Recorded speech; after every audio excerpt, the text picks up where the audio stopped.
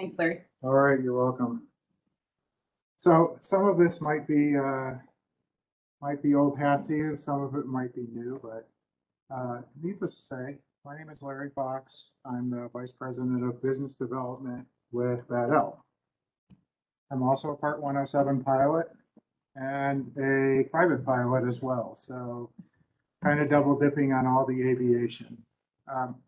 The emphasis of this presentation is pretty high level. It's kind of a culmination of some of the learning that I've done in how to fly a drone. And my whole goal behind this was I want to fly drones because they're fun and cool and because I'm a pilot.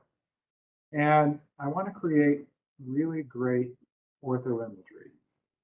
And I want to do it with some rigor where I could actually stand behind it and say it's good. I'm not saying it's survey good, but it's way better than the ortho imagery that we normally see. So a lot of this is more experience, what to do, what not to do, things to think about. And so hopefully I hope this presentation will help spur some thought and some questions. I'm happy to chat about it later. All right, let's do that. So I broke this down into 5 steps. I'm a pilot. So when I think about going flying, I don't get into the airplane, turn the keys and go, I punt. And the same is true with flying a drone. There's so much to think about. So we'll go over some topics about that. The big point being a GPS guy and a GPS company is I've been in this space for quite some time. And so understanding the process of collecting ground control is really important. Because if you're going to tie down imagery, if you're going to tie down LiDAR to something that's in the real world, one method of doing that is to have ground control that's visible in the imagery or the LiDAR. I'm going to go over a very high level of some of the different capture mechanisms that you could do with the GNSS. And essentially what I want to do is kind of set the stage of these are the options and these are the quality levels that you could achieve. The last couple of topics on here about managing and results are just, this is stuff that Larry did. Some of it worked, some of it didn't, some of it I'm not proud of, but I always believe in sharing negative knowledge. One of the most important things we could do as a community is share, hey, this worked, but also what didn't work. And I spent many days baking out here in the Arizona sun, getting some of those lessons, so I really want to share them. Why did I start this to begin with? So years ago, I was working with Esri in their imagery group, or not, well, with them. They wanted to know the quality of their imagery. And they wanted me to do a presentation right before the user conference. And this is a couple of the pictures that I took. This is actually over by Mayo Clinic up off of 136 in the 𝐻𝐿𝐵𝐻𝐿𝐵𝐻 kind of area. I said, well, let's go look at what standard base maps look like, what you get off of Google, what you might get off of an Esri aerial. And I was like, wow, after I process this data, this is what reality looks like. And one of the things that comes to me quite often in the form of questions is, I've got this super accurate GPS and I'm over this point and I'm showing this to my city manager and nothing is lining up. There's the SOAR thing. And so people try and move things. I'm like, no, you don't move the data you collect. You correct the base map that's giving you the problem. So my hardware was really simple. Part of this also was, what is the most cost-effective way that I could capture an 𝐀𝐫𝐢𝐳𝐬? Now I have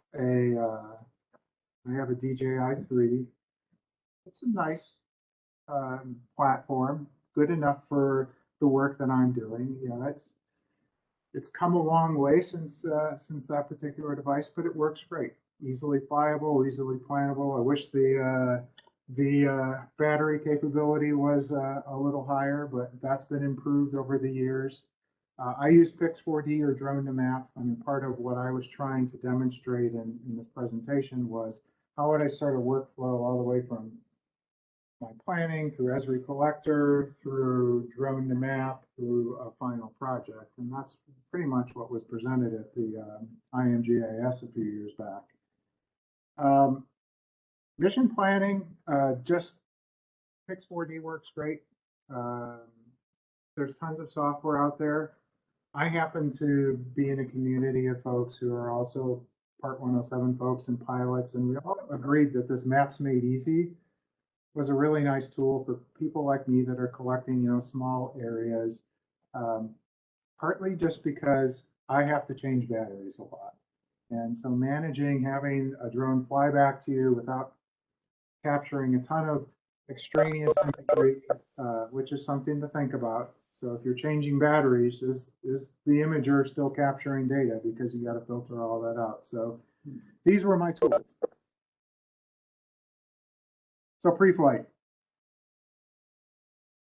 I'm not going to go into everything that you might learn in a Part 107 course, but I will say to this, plan and be prepared before you go out in the field. I can't emphasize enough, and one of my other slides is going to say it, the most expensive time you spend is the time in the field. You're driving somewhere, you're dragging a bunch of equipment, you are at zero productivity until you get on site. And if you can't capture your data because of one thing, you're done. That whole day is done. Safety is critical. I can't say it enough. Know your environment. Know if you're going to be around people, things, if there's special operations going on there.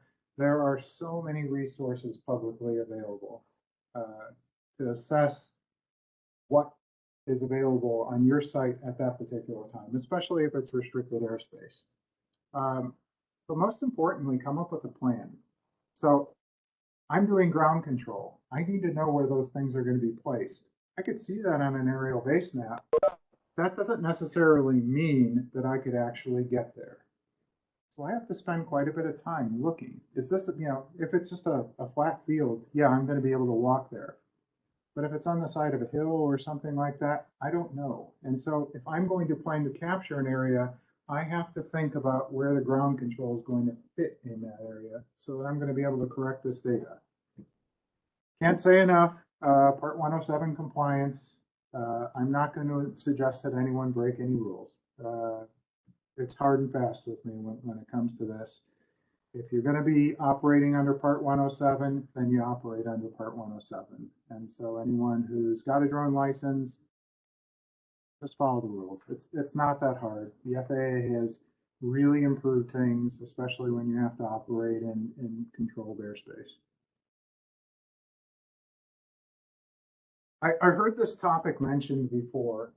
It's about ground control placement. This is a particular part that we're looking at. I'm going to draw in the air. I don't know how well that will translate into what people see. I think this is. This is a pointer. Beautiful. I like that. We were capturing a rectangular area and found that, you know, this was a decent placement. There's a gentleman in the state, his name is Jim Croom. He writes a ton of books about this particular topic. He has really studied it from a photogrammetry point of view. So I would highly suggest if you're planning an area, he has some awesome books. So just a little pitch for him, but How do you spell his last name? Croom, C-R-U-M-E. Thank you. Jim has really studied the placement of aerial targets and how they affect the image processing software that's commonly and commercially available. Based upon some of his techniques and some of the ones of my own, the most important thing that you're trying to do is get enough ground control in all your imagery and making sure that if you're flying and you're getting on the edge of this, you're not going to get very many images. So you want your ground control to be inside significantly. So you've got 7, 9, 10 images where that ground control is all visible. It will help tie down the software. One of the things that I started doing after I did this project was go around to other places that are visible where I could see corners and just take check shots. They weren't meant to be used for the ground control, but I could tell that if the image processing software created a mosaic of all my imagery and I was starting to see warping, those would show up by having those extra checkpoints where I could say, that's what the location says and this is what the imagery says. So think about this as a two-step process. High rigor on your ground control, but if you're walking and you could see something that's going to be a visible target, mark it, record it, and use it as an alternative method to verify that your raster is actually projected properly, or worked properly, more appropriately. So we're going to go through this really quickly. I'm not going to do a GNSS class. 4 common ways for GNSS receivers to work. The first one is SBAS, satellite-based augmentation, available pretty much throughout all the United States, Canada, Europe, and a number of other countries. Pretty easy for correcting. You're going to see a 30 centimeter to 3 meter, depending upon the quality of your GNSS receiver. This would be one step above complete standalone. So if you're out in the middle of South America, these numbers wouldn't apply because there is no correction service available, technically. The next step up from that would be RTK, real-time kinematics. So we have a base station that's in a fixed location, sending us corrections to our GNSS receiver. With good rigor, you're going to see a 1 to 2 centimeter on the horizontal,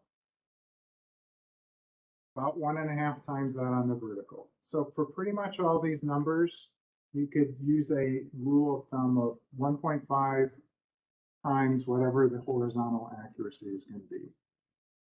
Another form of high accuracy collection would be post-processing. So this means I'm setting up over one of these points, 15 to 30 minutes, capturing all the raw data from a GNSS receiver, tipping that off to Opus, and getting the solution.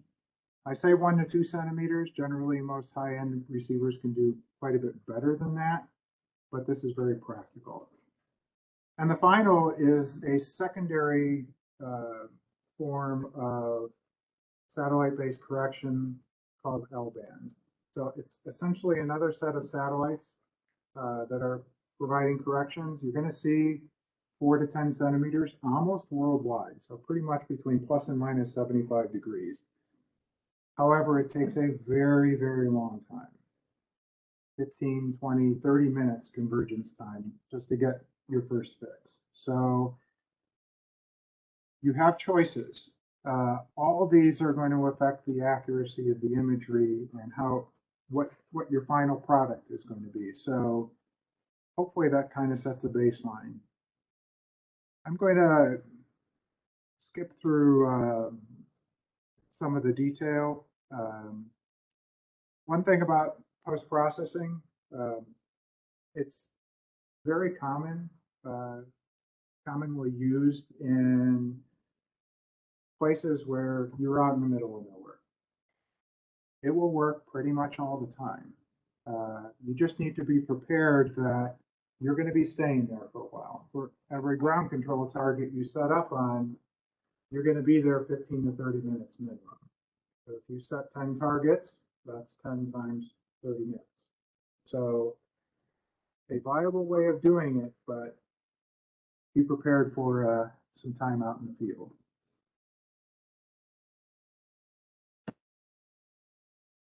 This is a slide that is so near and dear to my heart. Datums, coordinate systems, projections.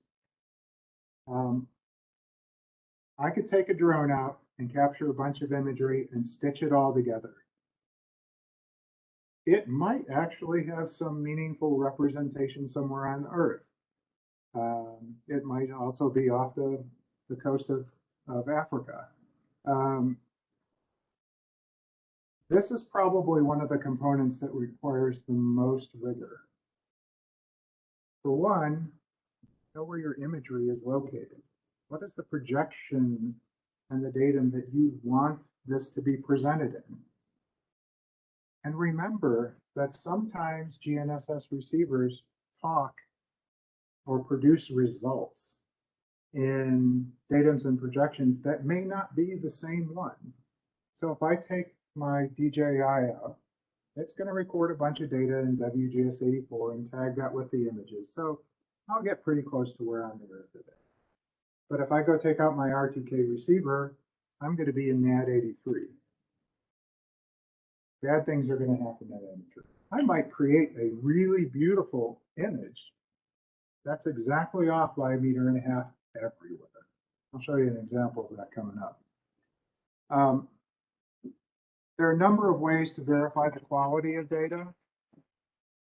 One thing to be aware of is pretty much any processing software is going to produce a very detailed processing report.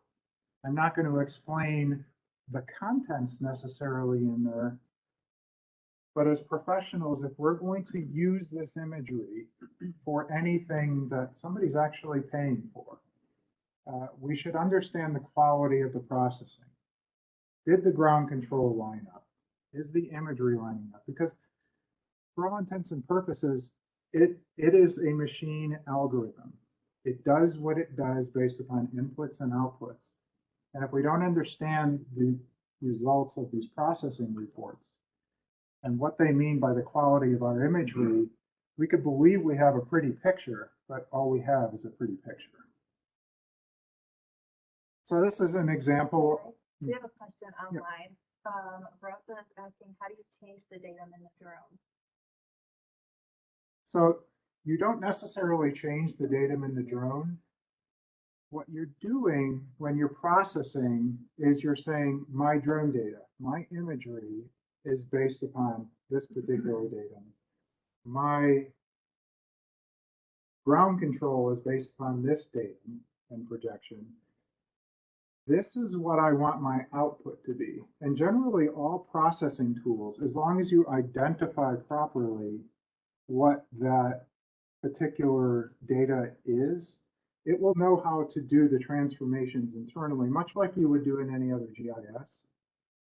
But you have to be very explicit about specifying them.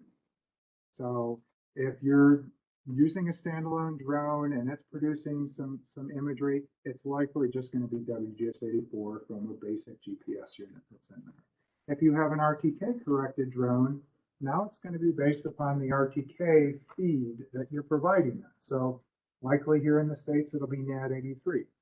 So if you had ground control and an RTK drone, which you may or may not do, you're likely going to be in the same system. Question on the same line. So your Phantom 3 that you like to use, how's it reporting coordinates and elevation? Is it height above ellipsoid, orthometric height, vertical datum typically? So that's coming up in more detail, but that will kill people, the vertical. I'll show you a pretty picture of that. So elevation, period, off a GNSS receiver is ellipsoid, period. That's what they produce. So, and it's the ellipsoid of the GNSS receiver based upon the mode that it's operating in. Be more explicit. GNSS receivers will always add a geoid value as well. It's based upon EGM96, which is, as far as I'm concerned, almost worthless. It's good enough if you're hiking. That's about it. Yeah, it could be off 3-4 meters, completely worthless for orthometric height. So if you're really working with this data and you actually create a surface, you do need to think about the fact that your ground control is going to be based on ellipsoidal. You'll want to apply a geoid model that's appropriate to the datum and projection of the data that you're actually trying to produce.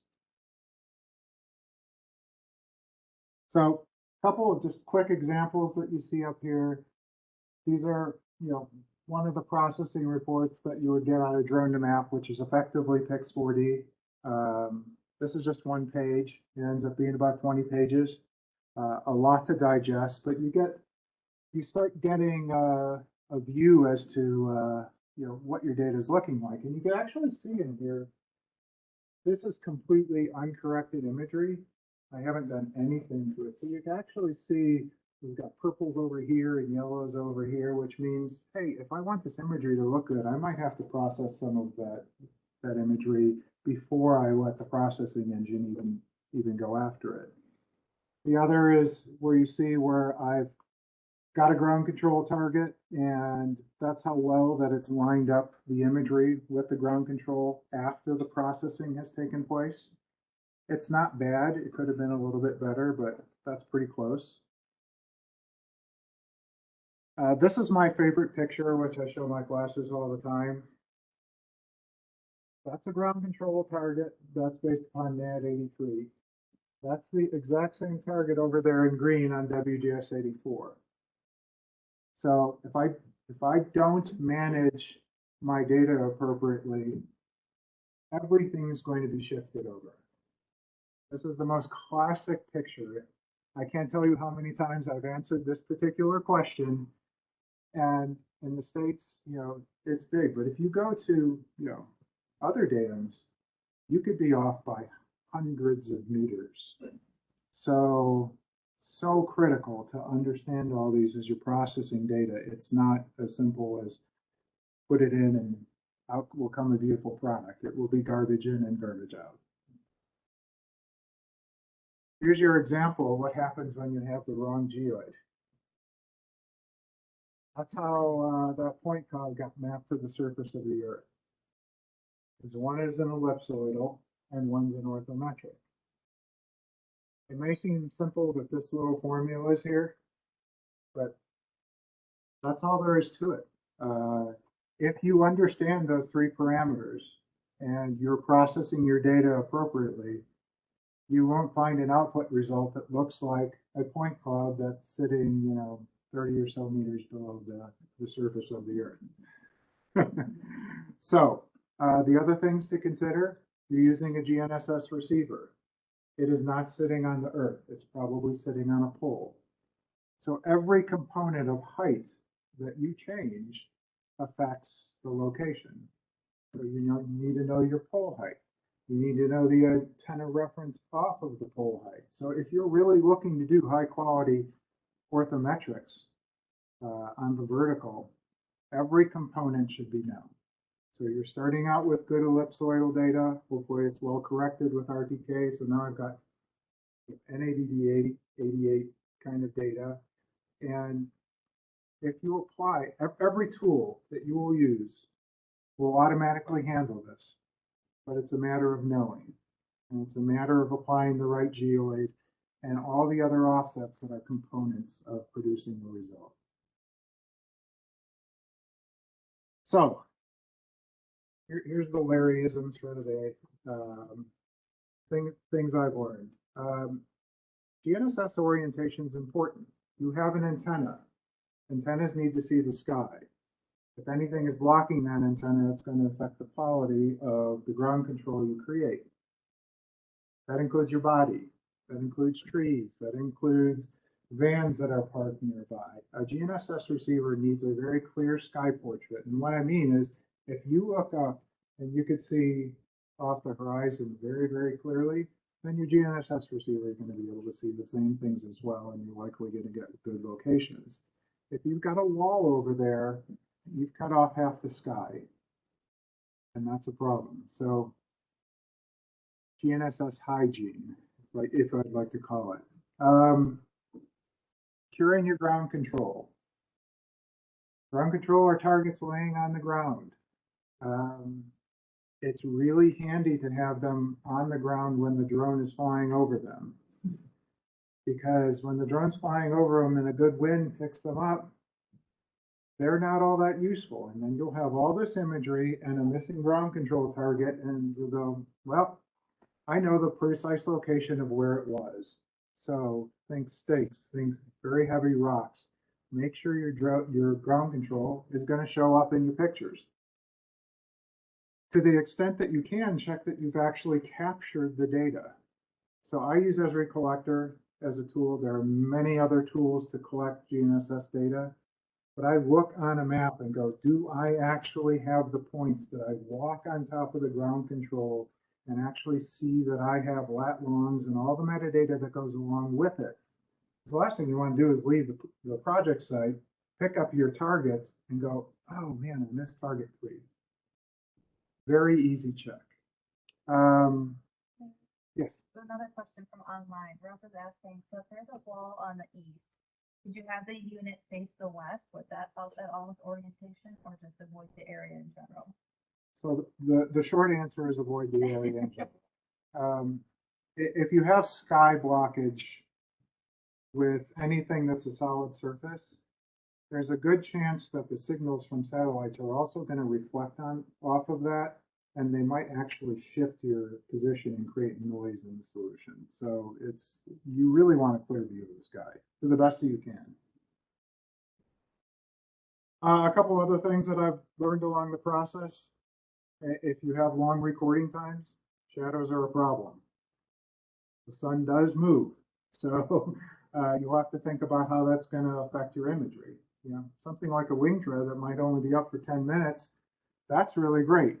But if I've got to fly 4 batteries, that's going to be a problem.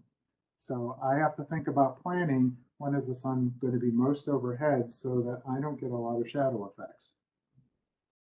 A couple other lessons I'll go through real quick. Too low does not always make things better. So I have found that I could fly really low and get a ridiculous amount of imagery.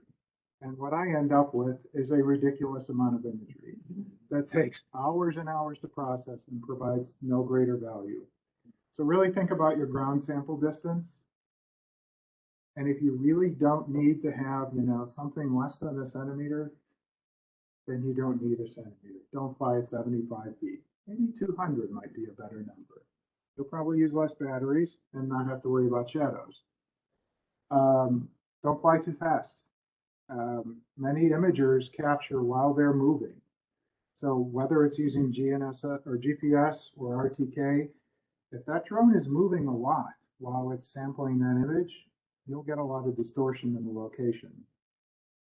And as I mentioned, when you saw in the last picture with image adjustment and image quality, fly the drone up. Go take a look at a couple samples of the images it's producing. You might want to adjust, in this case, a photographic imager for the actual landscape.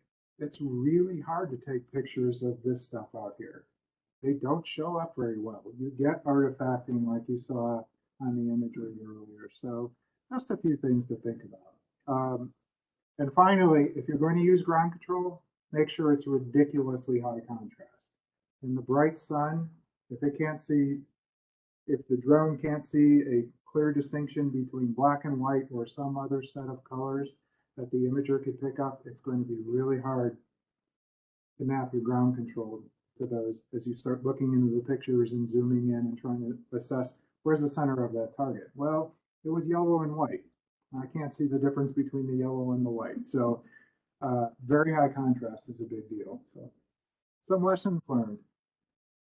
I'm going to be around here the rest of the day, but I want to defer my time to the Wingtra folks because they've got some cool things to show you. So I hope that was helpful. I hope you learned a little bit of something. I talk about this quite often, but everybody, please share your knowledge with each other. We're a good community, and this kind of stuff really helps us all be better professionals. So thank you very much. Thank you, Larry.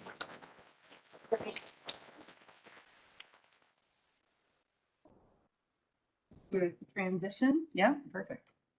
Got it? You're a pro. I've done it a few times. You I have? can't read that. That's okay. Nice. And I think Larry was using the laptop itself to switch the slides. I think that was the easiest. Perfect. Perfect. It might have been operator error. User error. User error. Good afternoon. My name is Brian Griffin.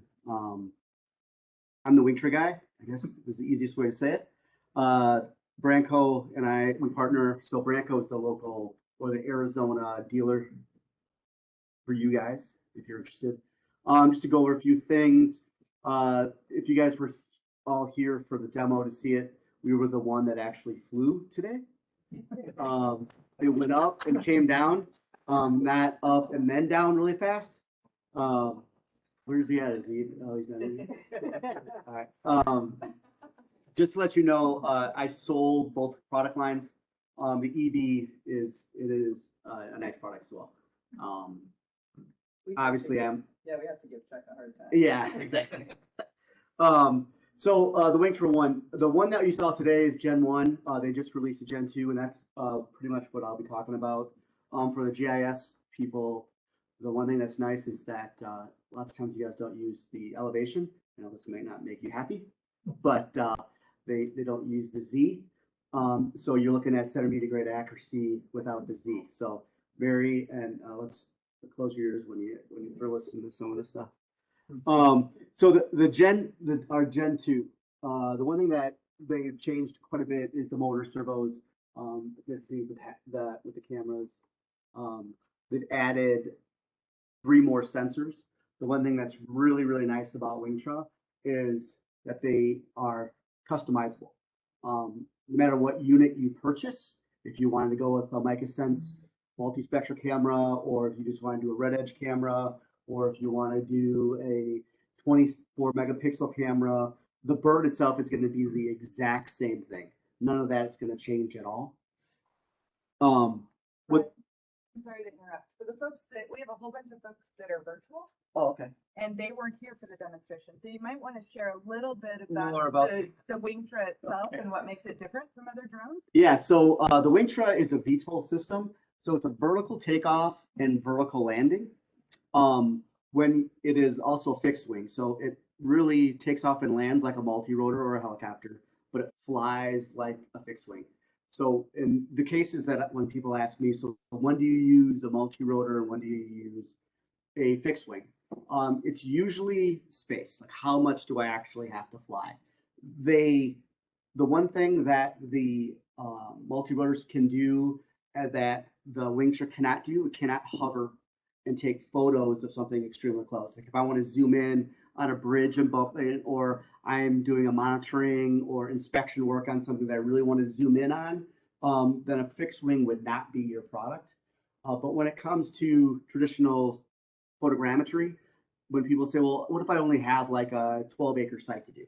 Well, you could do a 12-acre site with the Phantom RTK. Yeah, you can get it up.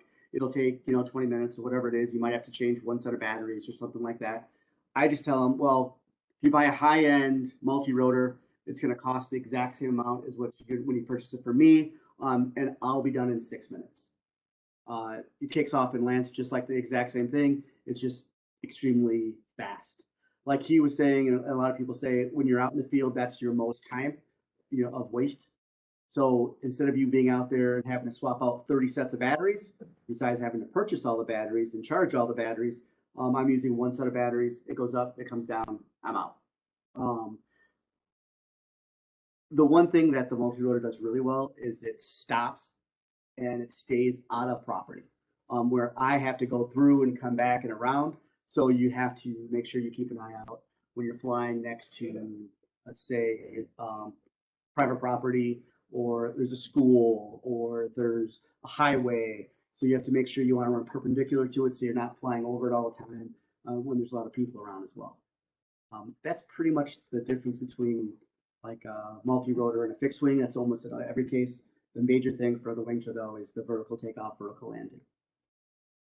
So the people that didn't see it. Sorry, questions from online. Is this compatible with the remote ID? That's in my slide deck, and yes. Okay, and then what kind of battery does it use? They use LiPo, lithium-ion. How about this? You can ship them in the air, and you can carry them on an airplane without them yelling at you. Okay, And you don't have to worry about. It comes with a smart charger, and they won't blow up or catch fire okay. like the LiPos. Is the camera, is it always pointing later, or is there a way to angle it can you make it oblique, or can the aircraft turn or something like that to get an oblique shot? Yes, so that's also so they in Gen 2 it used to be all nadir. The Gen 1 was all nadir no matter what. The MicaSense and the Red Edge did not have PPK. With Gen 2, everything has PPK. It's all built in. You just have to activate it. It's like a code to activate your PPK. But they did add a oblique as well. It is only used with an A6100 Sony camera, which is a 24 megapixel camera. The RX1 -2 or the 42 megapixel camera is probably the system that I sell the most of. Probably over 100 units of the exact same one. Most people start with an RTK Phantom 4, and they realize that they're not getting good enough photogrammetry with it. Or they're getting sick of changing batteries, or they're getting sick of DJIs locking them out, or it decided to take a nosedive or something happened. To be honest, I'm also a DJI dealer, so I go both ways when it comes to that stuff. I don't sell as many because I see it as, you can call Best Buy and try to find one, or you can go on Amazon or something like that. So I get a lot of pushback from like, well, this is how much it's going to cost. Well, I can get it from so and so from here, and I'm pretty much like, well, that's fine, just go get it from there, because you're going to call me later and then try to figure out how to use it.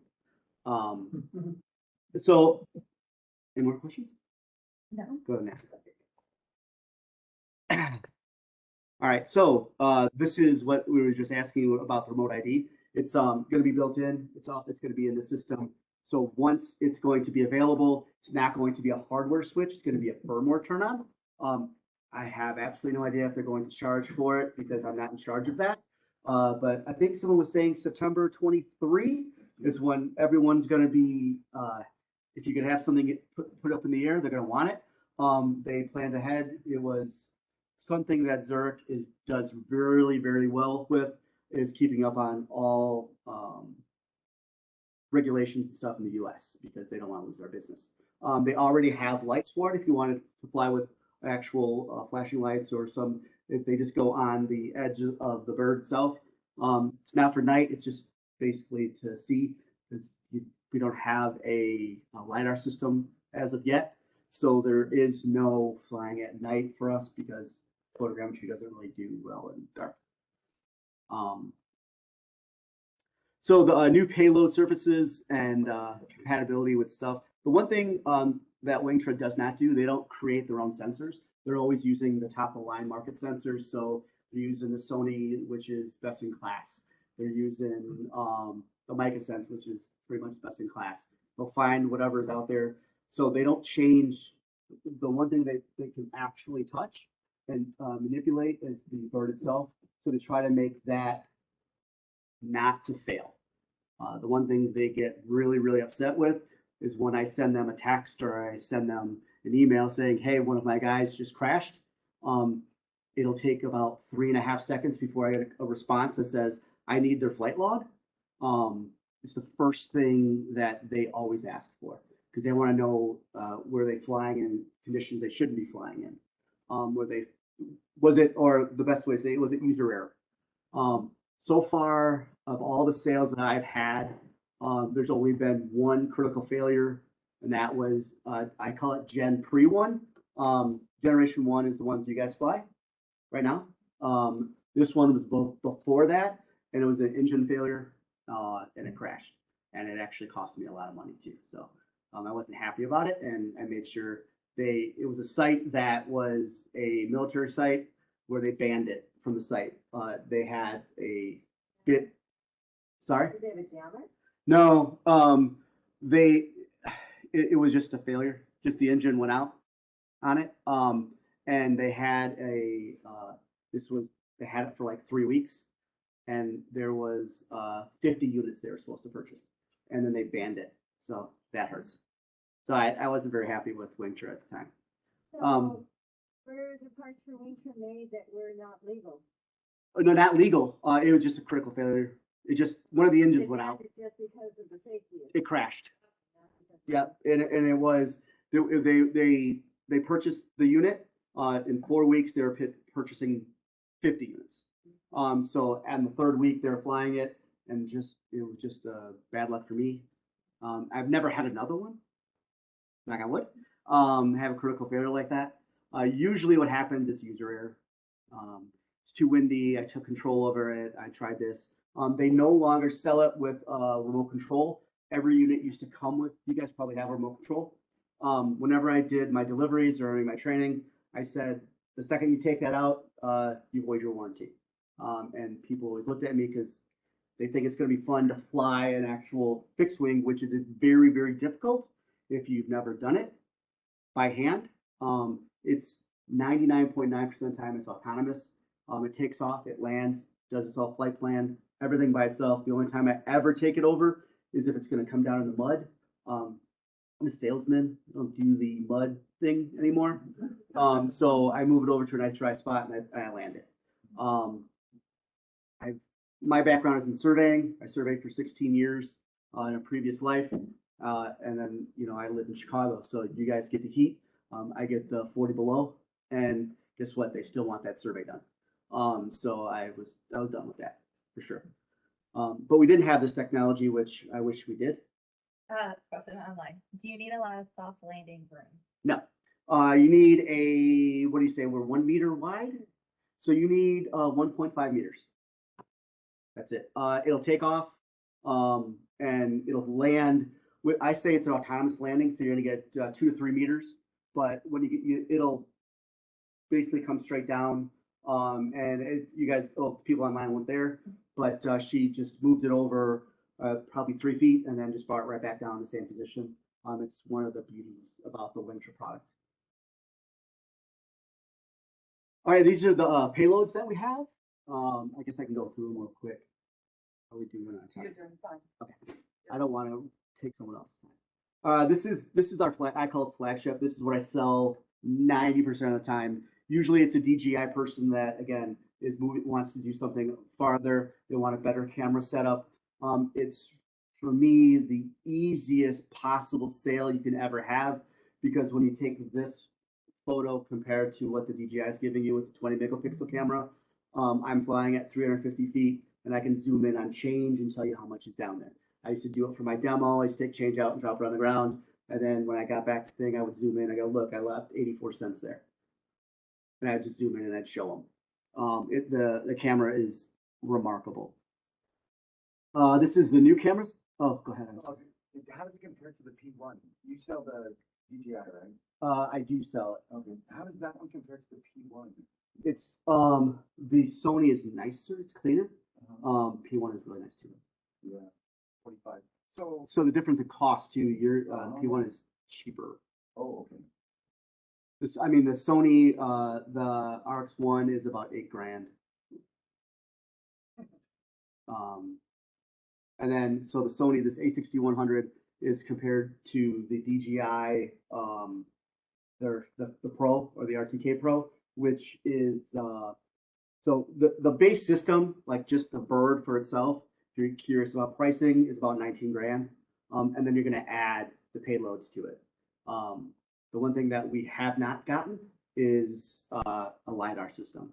The reason being is the guys in Zurich, again, are all engineers, and they will not put something on their equipment that's not good enough.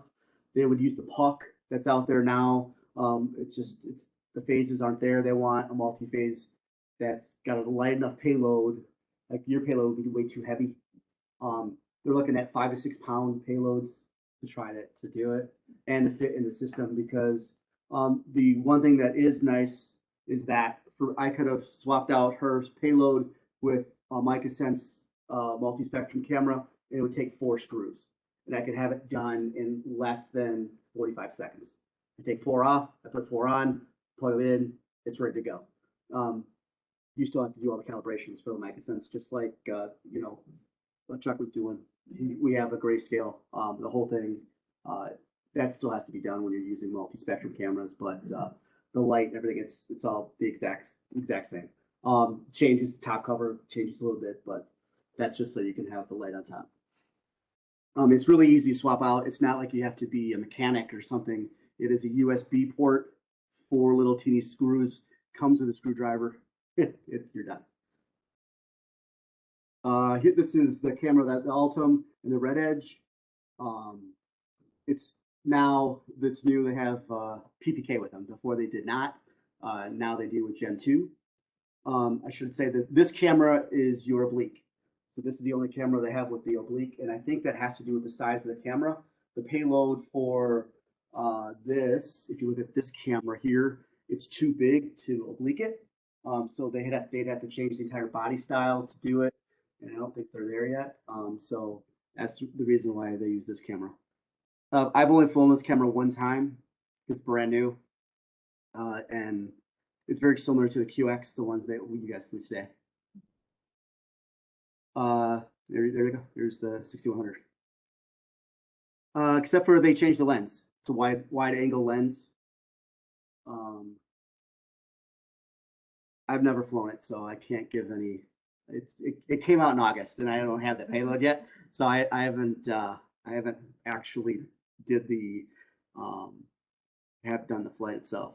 This is the different and the areas and stuff that you can do down and the max coverage of how you would actually fly, and they really target urban areas in the UK and in Europe where they want to try to get the facades and stuff when they fly.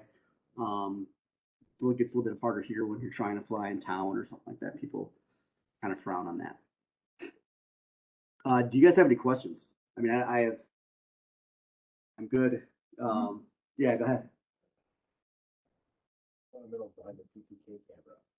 Sorry? What are the operating fundamentals behind the PPK camera? How do they differ from the other technology?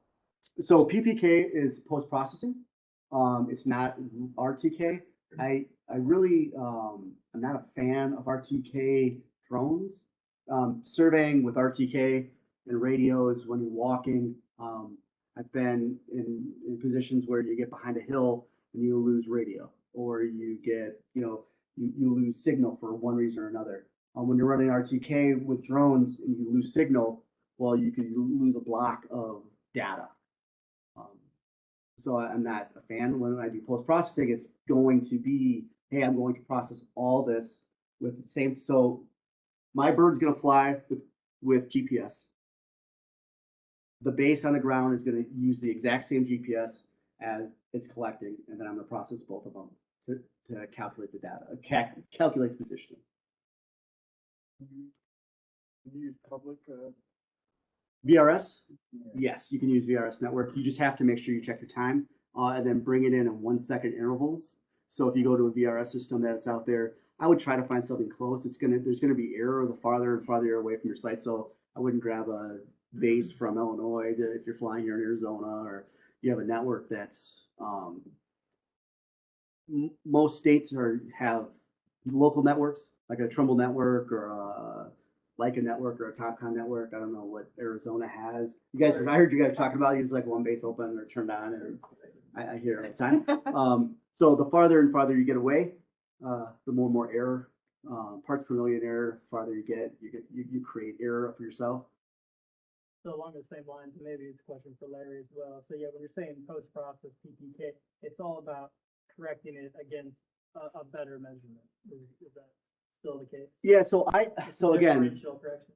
the surveyor in me is I want control on the ground. I don't like pushing the I believe button when I take off.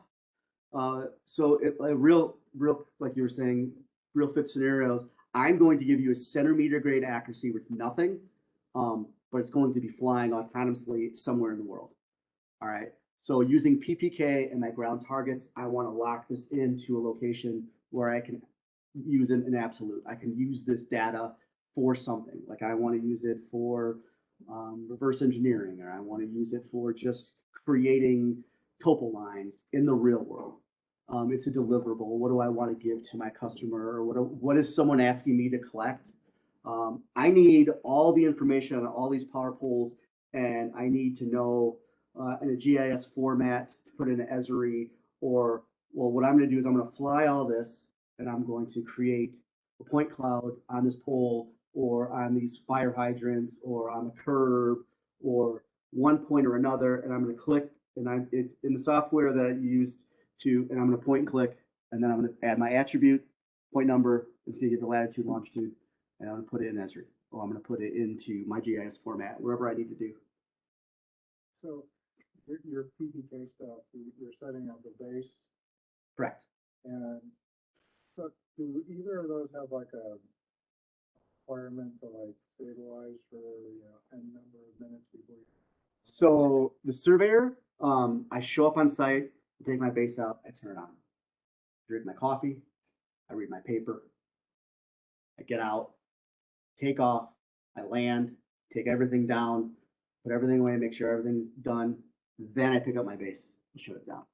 It's usually 25, 30 minutes before, 10 or 15 minutes after. I let it cook.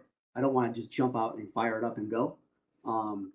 That's if you're using a base. If you're using a base that is already set up, or like a VRS network, you just want to make sure you select one of the bases that are collecting all the data in 1 second intervals. It's just a RINEX format I'm going to pull out of it, and then Micah, since they say PPK, you have to have your own base station. correct, or a VRS network. So the sensor is right here. Where's your little mouse? That is your sensor. So that is GPS, dual frequency, L1, L2, L1, L2, L5, GLONASS. Send out like a network. You said, did I hear you say course? Yes, there is a course network. Yeah, just like what the URL is. and- Yeah, I can do that. Question from online. What is the price point of the unit? The base unit is 19 grand. And then you're going to add the sensor, what you're looking for. The MicaSense multi-spectrum sensor is 13 grand. That would be, that's this one. That's 13,000. Just the entry level, or the A6100, it's closer to 3 to 5 grand. So you're 21, 22, 23. And the one thing, so Bill would be able to give you any pricing or on any of that stuff. And how I train the people that I actually train. You get my personal information. The only time I don't answer my phone is if I'm doing something like this, or I'm with a customer. But also, I don't ever leave without me feeling that you're comfortable with it. I've taken 2 drones away from companies, or actually the person I was supposed to train. I went back into their office and I told their owner that I can't sell you this drone because I was more worried that you're going to crash. Now I feel horrible because that was the last day for that person. In both cases, they were no longer with the firm. But again, I'm not the guy that's going to drop and go. If I don't feel comfortable, if I don't think you have the bandwidth to do this, then I'm not going to sell it to you. I also won't sell it to you if you didn't have a Part 107. But that is me. And in most cases, when it comes to stuff like this, people and companies aren't looking to purchase it unless they have a designated person with a Part 107 already. But I won't, now my boss doesn't like that, but I don't tell him. When he does, that deal just fell through. How about that? They didn't have financing that day. I don't know. I make something up because, yeah. Any other questions?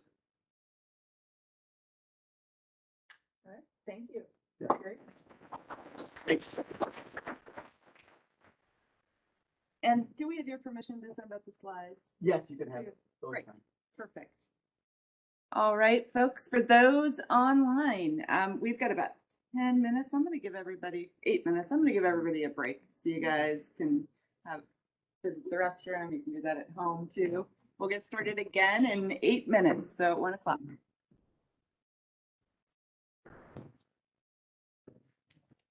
Thank you.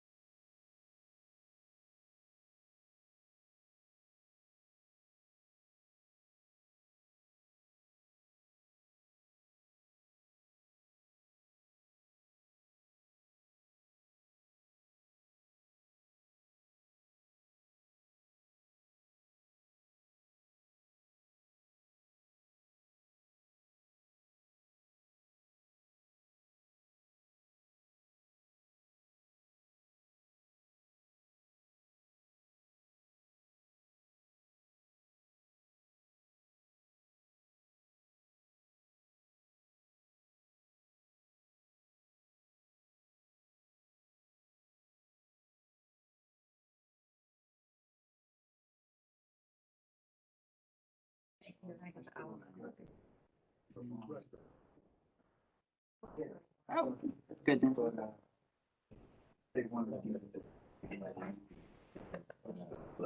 Yeah. I can just put it like that. They don't have to repeat stuff. All right, folks, we're gonna get started. So welcome back. For those that are on the call, we've got a few folks pouring in, so we're gonna give it just a minute. And if anybody in the room needs additional space, there is an overflow room upstairs. Talk to Chuck. Let me get these guys quiet. Give me 1 second. Guys, we're starting. Could you please sit down? Thank you. All right, so welcome back, everyone. I am excited to introduce our next presenters. If the folks on the call, if you would save your questions, you can put them in the chat, but we'll save them until the end. And then anybody in the room as well. We'll have a question and answer period at the very end. So I'm gonna let you guys introduce yourselves. Thank you for presenting for us. Yeah, of course. So my name is Justin Eddinger, and I work with the Center for Adaptive Western Landscapes at Northern Arizona University.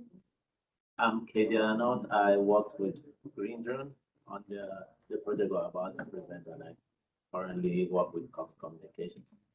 And my name is Cody Maynard. I help and work with GreenDrone and also a GIS analyst for the Department of Environmental Quality.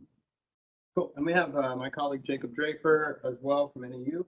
I don't know if Amy's on the call, but Dr. Amy Frazier at ASU serves as our technical expertise when we get ourselves in trouble. So in today's presentation, I'll briefly introduce to you all what the GreenDrone AZ project is all about.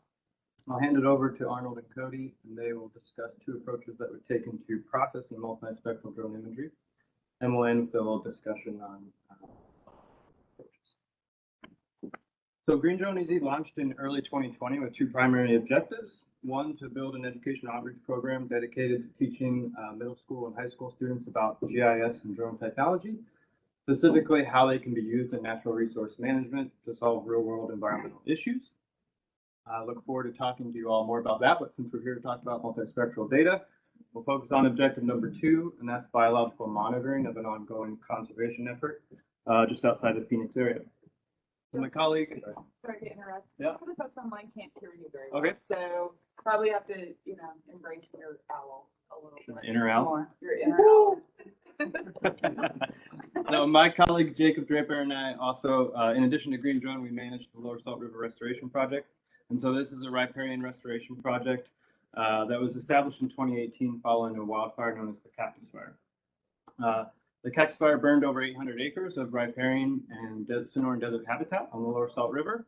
And we launched the project immediately following the fire with the primary objective to control regeneration of salt cedar, reduce the presence of invasive plants such as salt cedar. In addition to that, increase the abundance and the diversity of native plant species. To date, we've treated about 170 acres inside that burn scar. We've planted over 150,000 native tree species, and we have about 100 acres on the docket for treatment this year. If you're unfamiliar with the area, this has taken place on the southwest corner of the Tonto National Forest and just outside of the city of Mesa. And so over the years, we have spent a lot of time on the ground out there, and even early on, started to kind of witness the changes that were taking place with vegetation composition out there. And so we needed a way to track this. And we turned to drone technology to mitigate some of those challenges of traditional kind of on-the-ground field monitoring. Basically, we needed a way to inventory and map individual plant species, right? So we could track the effectiveness of our management actions. Are we seeing a reduction in those species we want to get rid of? Seeing an increase in the species that we want to bring back. So for us, that decision was to turn to multispectral data and vegetation classification. And most importantly, in my opinion, similar to everybody involved today, we were excited to learn about what opportunities existed with this kind of technology. We stayed pretty busy managing both projects, so we knew we would need some help. And I remember as my time as a student in the MESGS program at ASU, I was really excited about drone technology getting into the field of GIS. But at that time, it was sort of a challenging, if not impossible, field to gain meaningful experience in at the entry level. So we formed a partnership with ASU, in which we offer paid internship to students enrolled in the MESGS program. It's kind of a win-win for everybody. These students help us in performing rigorous GIS analysis, working side by side with us to meet those monitoring objectives. At the same time, it gives them the opportunity to complete a unique capstone project. In addition to that, they serve as mentors in our educational outreach program, kind of helping to bridge that gap between high school and the professional world. With that being said, I'll hand it over to Arnold here, who is one of our 2020 interns. Okay, so basically, the first two presentations were awesome because it kind of built up to what we're presenting, because from planning the trip, collecting data sets, and now processing the data set.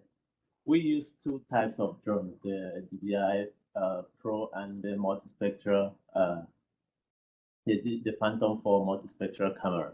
And we did it in two phases. Phase one, we used these parameters to calibrate or to plan our trips and to deploy the drones, making sure the parameters we got to collect this imagery, we got them based on literature from other drone experts, and also using satellite imagery data because that's what was used in the past. So we're basically trying to apply what was used for satellite imagery with poor quality and then applying it to drone data to see how effective this could be. That was the main objective of it, and to see how we can process these drone data to achieve higher accuracy and reduce time in the field to physically map stuff out. So phase two, the difference between phase one and phase two had the multispectral camera and had different specifications because we wanted, our aim was to be able to get good quality images such that we could be able to map out different species from other species using this 𝐀𝐫𝐢𝐳𝐬 data that we collected. So processing, both data sets were processed in a similar manner, but we had to do, for the phase one, we did more of structural data, which was a digital terrain model, digital height model, and flow accumulation for the area.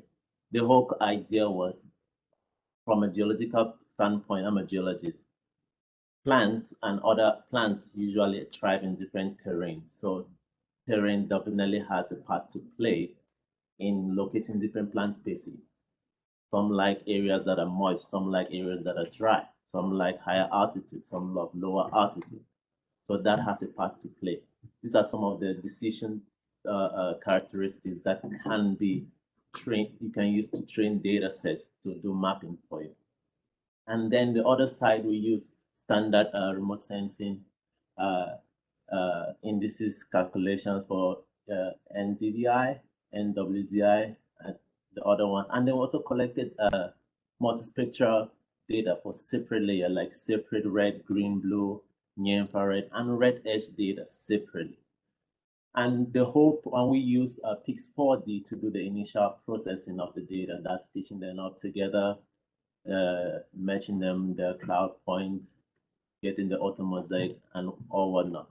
These softwares are already programmed in a way that we have to put in specific data sets to run them to get out the results. So if you put in wrong datum, for example, you have poor data output. So these parameters were carefully thought out for us to process these images to make them as accurate as possible.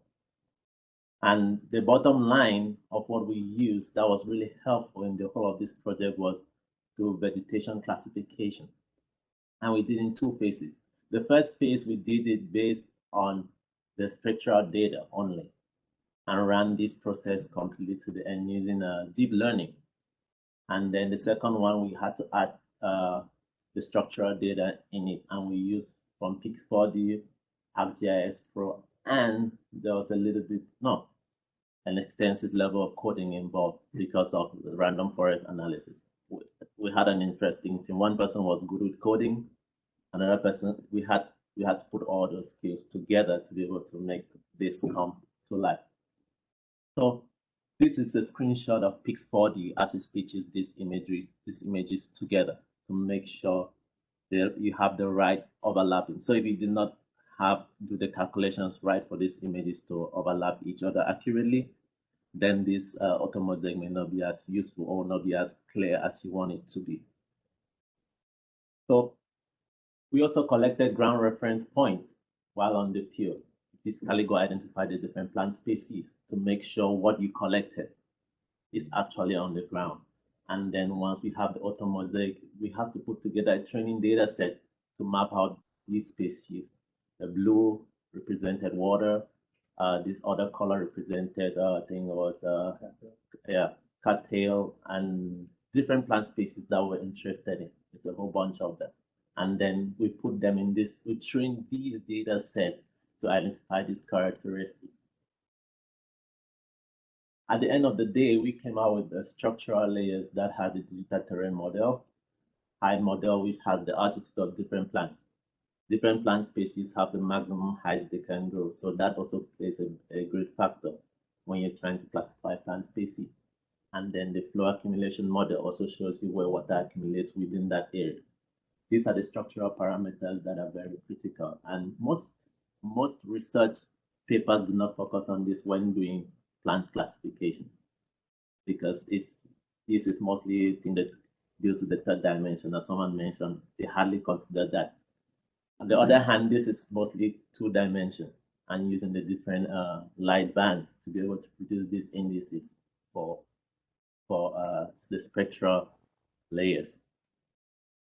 At the end of the day, we had to stack these layers vertically together using ArcGIS Pro, and then use random forest algorithm analysis to be able to run a bunch of trees, decision trees, that sets that goes into set characteristics and creates a hierarchy of characteristics for each plant species based on the training data set we set in for it to run this analysis and put out these results. So we train 70% of the area to map, physically identify these plant species for an isolated area, and then use the 70% data now to run for the remaining 30% to see how accurate it was.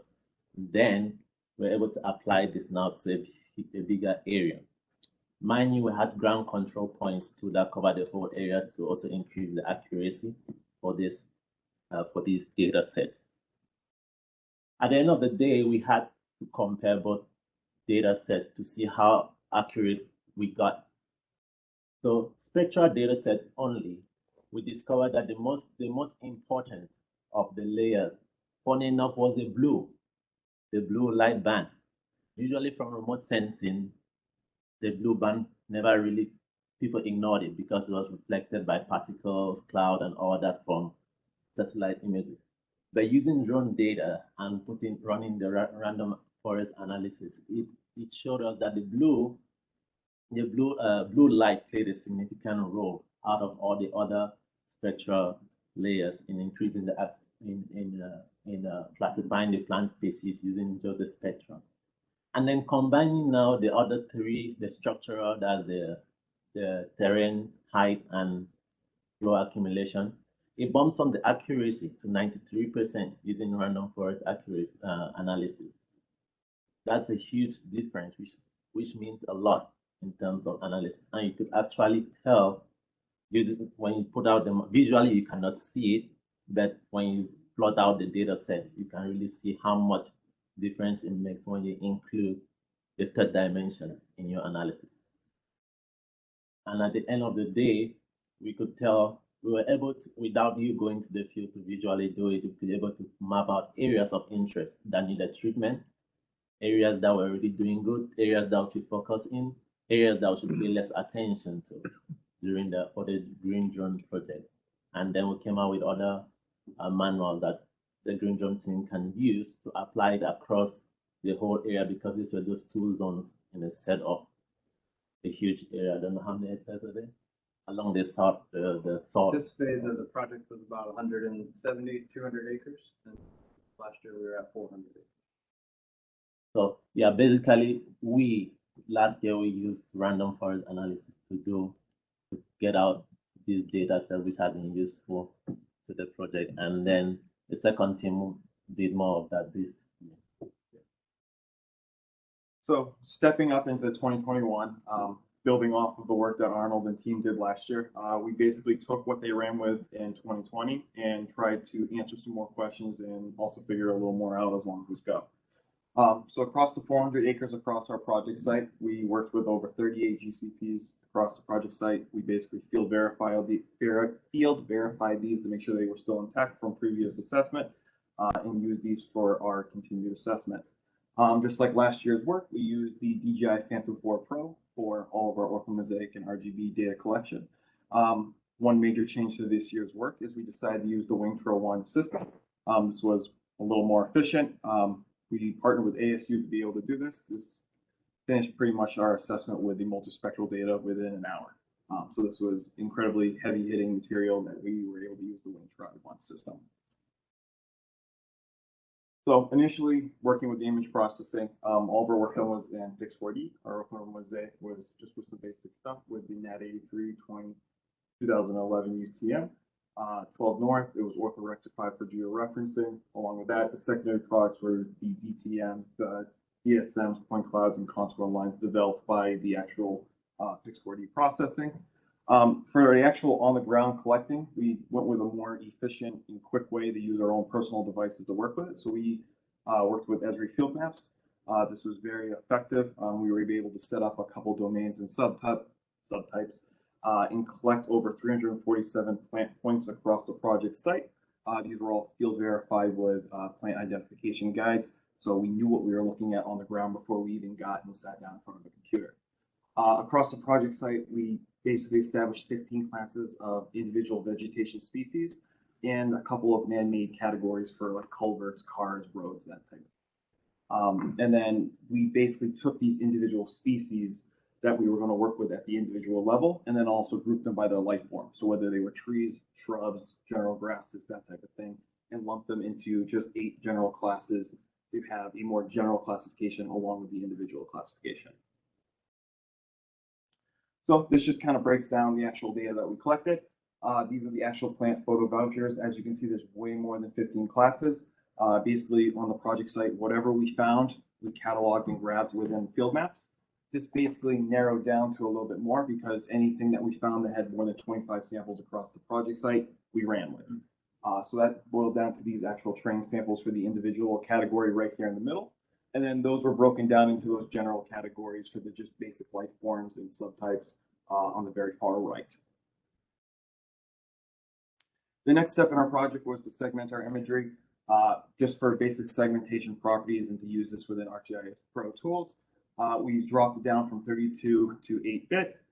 This did decrease our pixel size to 8 centimeters. Just basically groups like pixels into larger pixels, so it's easier for the computer to classify the imagery and is not as resource intensive or time intensive on all of our resources.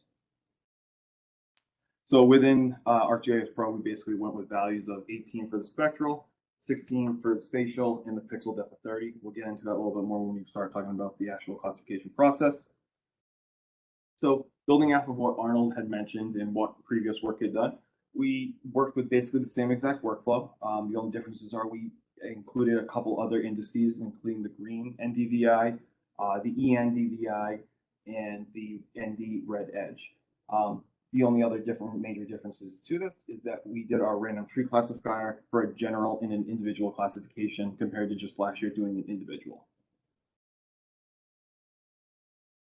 Working with the exact same steps, but working within an ArcGIS Pro environment, we developed a flow accumulation model using ArcGIS Pro. The 2 tools we used within the toolbox were the flow direction and the flow accumulation. These basically helped us determine the flow path on the project site and also determine areas where we're going to see more flooding or pooling of water and where basically the water will end up as it's flowing down gradient. And then here's just a super basic representation of some of the indices and structural data that we collected. At a very high level, the greens indicate a stronger presence of vegetation. The browns and yellows are more sands and more arid kind of shrubland. Once you get into the structural data down here, the green against the maroon just is the 𝐀𝐫𝐢𝐳𝐐 height model. With the DTM, anything within red was basically anything that was going to be below gradient where water was going to be pooling up.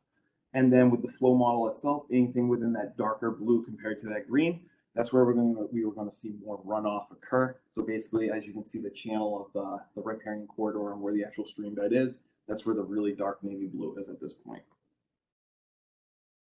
So the methodology and classification of our analysis boiled down to some of the exact same stuff that we used last year. It was a supervised image classification. It used training samples and segmented imagery. We used a random tree classifier because we worked within ArcGIS Pro tools entirely. This was machine learning based on decision trees and makes predictions from the training sample values provided. The additional support statistics that we pulled for our model were the chromaticity values, pixel counts, and compactness. So if we wanted to do any other statistical analysis or look at any of that background data, we at least had it. Along with that, we kept project constraints from previous work with a maximum of 50 decision trees, a tree depth of 30, and accuracy assessment totals of 2,000 random samples. So just basically highlights what we had done. Now, so where we start actually stepping into the workflow is that within ArcGIS Pro, we have a couple different options for classification. We can work with the actual ArcGIS Pro classification wizard, which just works basically on the fly. So none of the data is actually cached to the machine, so nothing is saved off. So there is no final rasters or tips or anything like that produced. It's just working off of just memory.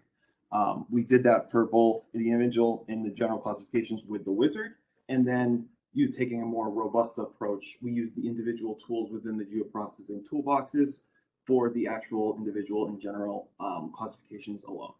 So we'll step into that shortly. So with the classification wizard, things, as I just had mentioned, are a little more tight. We provided the training samples as our classification schema, the multispectral composite as our segmented imagery, photo voucher points became our training samples, and then the training sample polygons became also the reference data. This was fed into a random tree trainer. It basically was then fed into the classifier, and then an accurate assessment was generated, and then you could actually visualize the products within ArcGIS without them being completely saved off. So you're saving a little bit of time there. It's built for basically quick analysis, baseline data, on-the-fly work, basically mini versions of the full-size geoprocessing tools.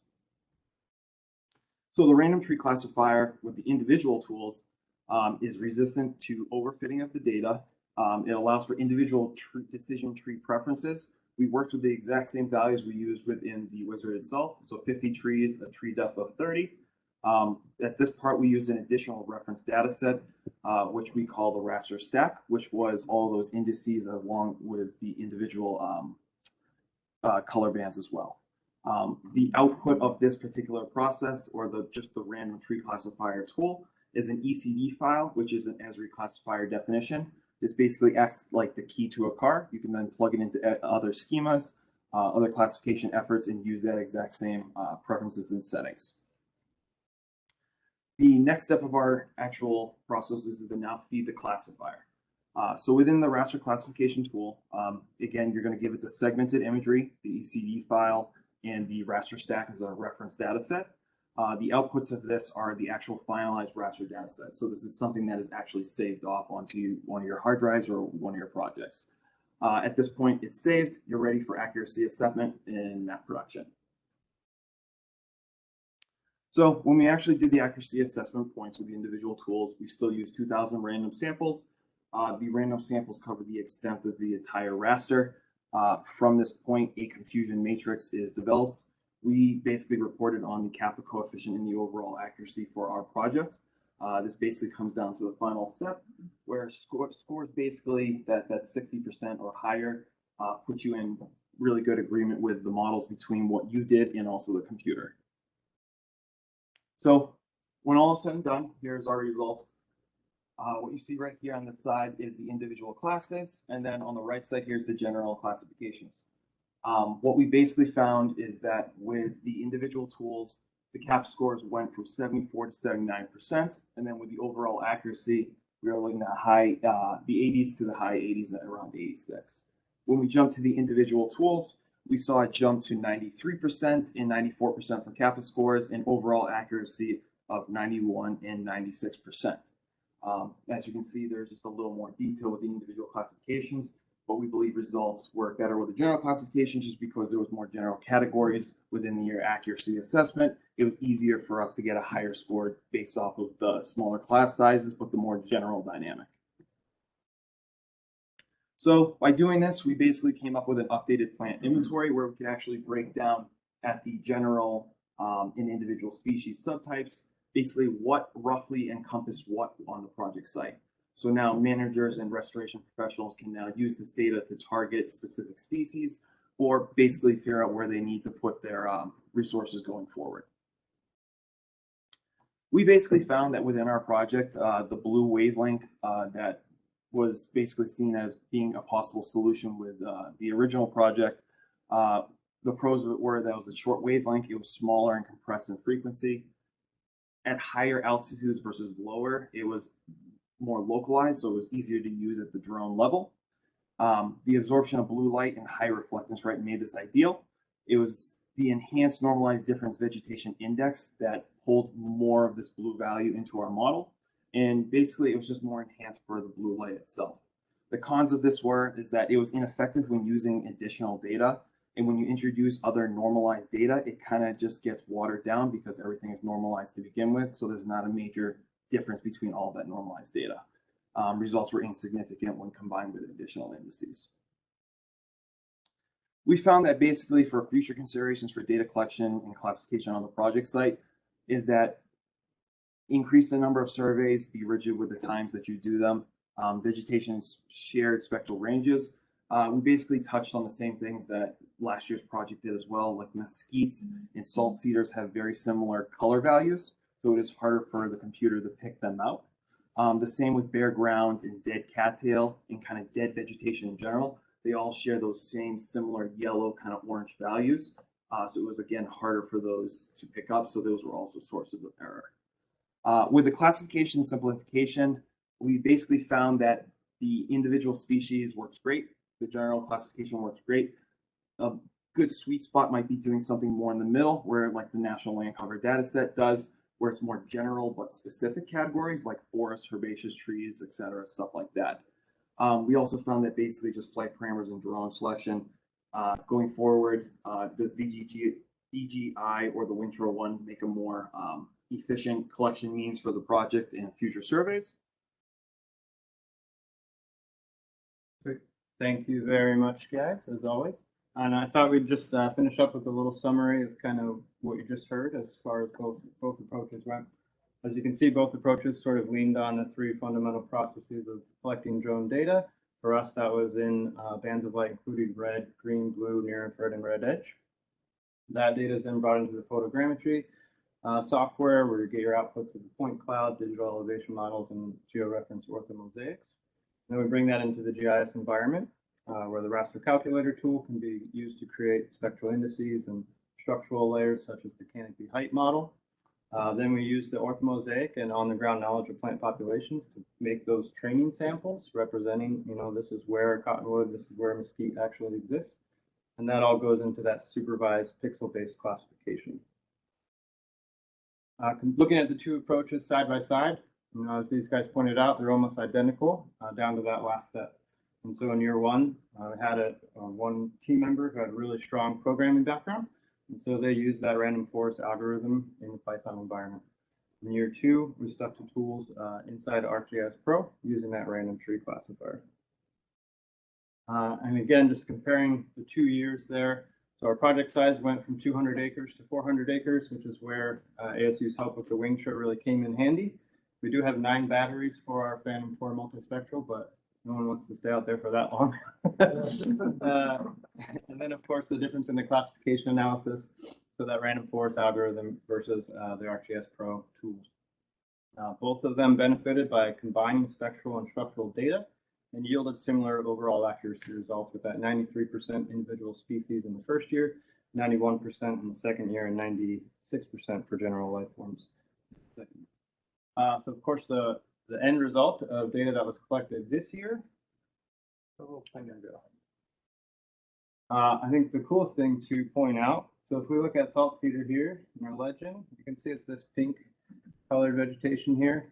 This area in the middle where you notice a distinct absence of that represents the 170 acres that was treated in the last 3 years. So when the cactus fire started in 2017, this entire area through here was densely populated with salt cedar.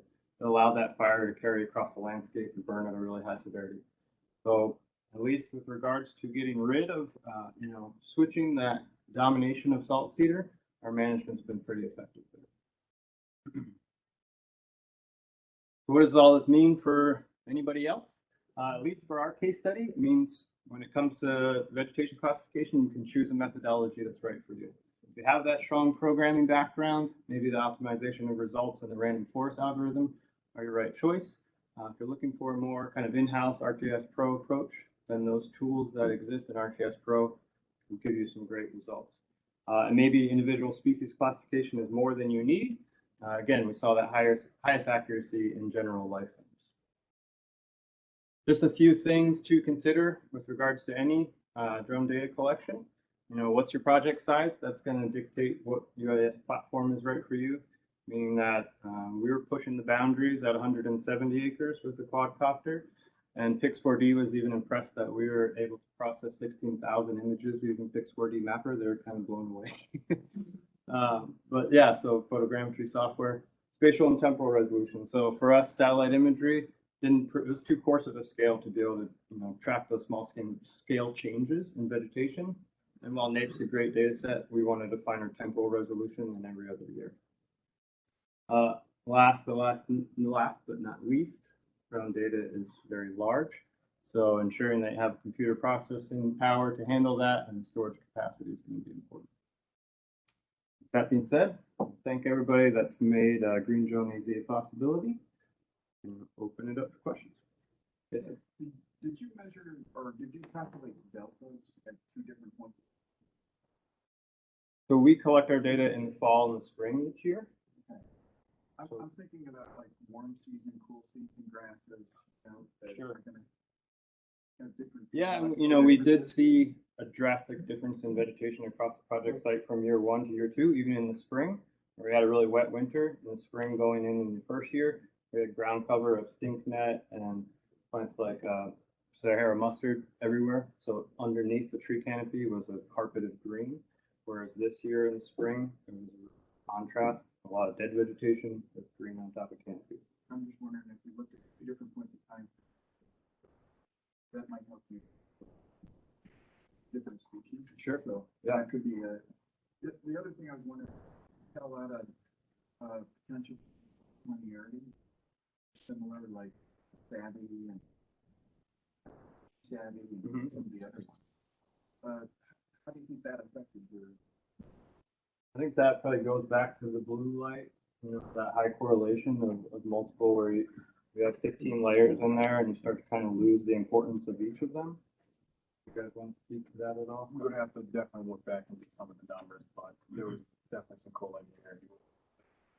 Also, this is one of the advantages of the random forest analysis because it takes, in our case, we run at over 200 decision trees that were run based on the different characteristics. So it eliminates some of those overlapping characteristics that can specify different plant species from the other one. Even though, for example, a thing is two plant species basically look close together. I think it was salt. There's a lot of salt cedar and mesquite confusion. Salt cedar and mesquite confusion, as well as cattail and Sahara mustard, yes. or even bare So brown. we had those problems, but after running and tweaking some of those changes over time, we saw the improvement, the differences between the quality of the data set based on the number of decision trees. One tree is not as good as many trees, so it helps eliminate some errors. Was photogrammetry your only option, or the option to use LiDAR? We do not have the option to use LiDAR at this point. We're solely grant-funded operation, and so we also kind of just took a cannonball into this whole process. I have a master's in GIS, but hadn't done much remote sensing or anything with drones, so we've been learning as we go. But we want to next grant maybe we'll go. It would be beneficial certainly because you get those holes underneath the canopy. Right. What was your split between validation and model fitting data? Also, looks like they were biased for where that water draw was, where we took. Maybe next year, just So spatially distributed. Yes, and so that's what we did in comparison to year 1 and year 2 as far as training samples go. In year 1, training samples really focused in that south zone of the project site. And so we could see better results in that area. And as we kind of got up to the north side of the project site, a little less. So year 2, we really evened out that distribution of training samples.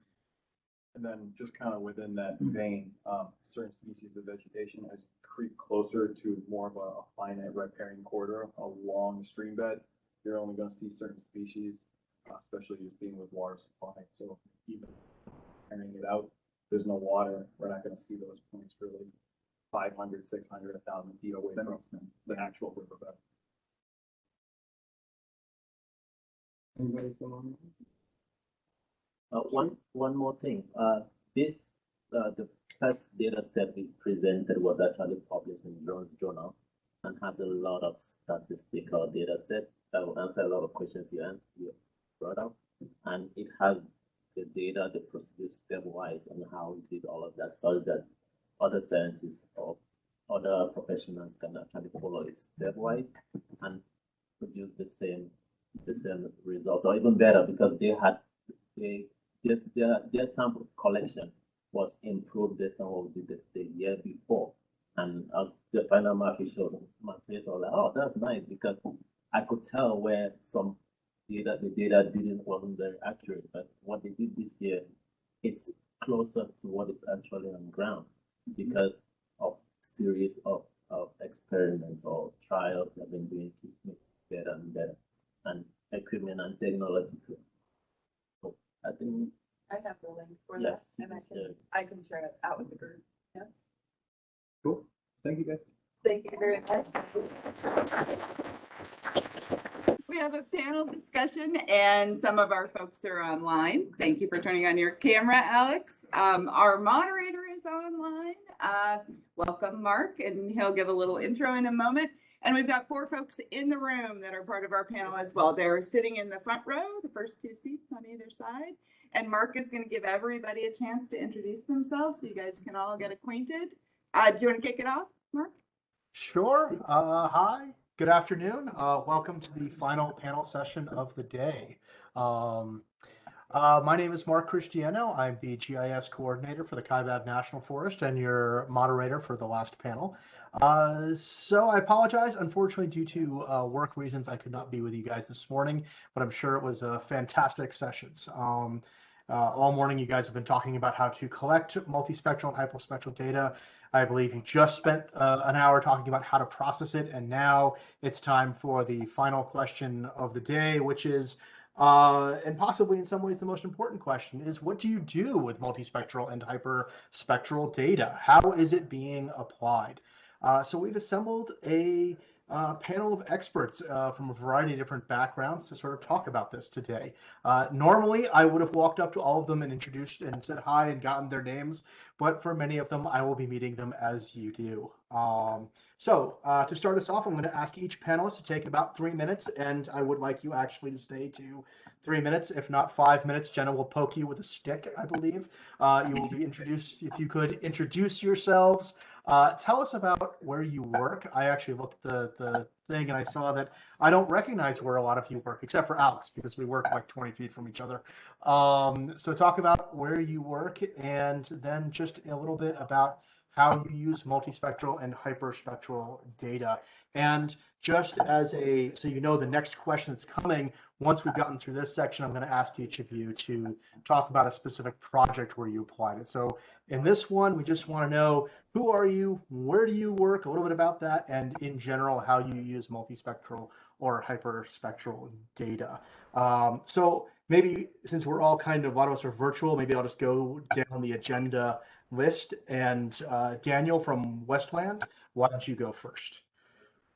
Sure. You guys hear me with the mask on? Or? We can. It's up to you. If you're more comfortable with it off, that's all right. I'm Daniel. I work at Westland Resources. I primarily am a botanist. Been here for the last 4 years. Before that, I was at UC Davis as an herbarium curator. So my background and my specialty is definitely more in just traditional botany as it's been done for the last 500 plus years. What is this plant? But over the years, I've become more and more interested in remote sensing and GIS, and so I'm thrilled to be here to talk today. One of the ways that I use multispectral and hyperspectral data is just through available image sets. One of the things I'm really excited about, I've been using recently, is this resource that University of Arizona runs called Drought View, and it's a way to kind of interact with MODIS and other satellite sensors. And one of my favorite tools of late is if you go to, I think it's it's droughtview.arizona.edu. But anyway, there's this really cool feature where you can extract an NDVI time series for any individual location. And for me, even though the pixel size is like 250 meters, so you can't see your house or your car or the mesquite tree that you're interested in. So just a really fantastic way that looking at that NDVI signature over the last 20 years that MODIS has been collecting data to see kind of the vegetation history of a place. You can see the fire history of a landscape. You can see, you can tell all kinds of things about it. So that's one of the ways that I'm using multispectral data, is just sort of like big picture, like what's going on in this landscape, what's going on with the plants. Cool. Thank you, Daniel. All right, Alex, I think you're up next. Good afternoon, everyone. Can you hear me okay? Just checking. Yeah. Yep. Copy that. So first off, I want to say thank you guys for having me here. This is the first panel I've ever been on, so that's kind of cool. And then I also want to say that I really respect the geospatial disciplines. It's something new in my career that I'm hoping to grow into, so and be more proficient in. But with that, my name is Alexander Spaneth. I'm the fire ecologist for the Kaibab National Forest, co-worker with Mark. And it's my job to use multispectral data to monitor the effects of fire to vegetation structures, primarily forest. We do this through burn severity mapping, which uses satellite platform multispectral data, usually Landsat or Sentinel-2. And that allows us to map and quantify changes to forest structure, which is pretty cool. And then once we quantify the change or lack thereof, we can relate the data to ecological and management objectives.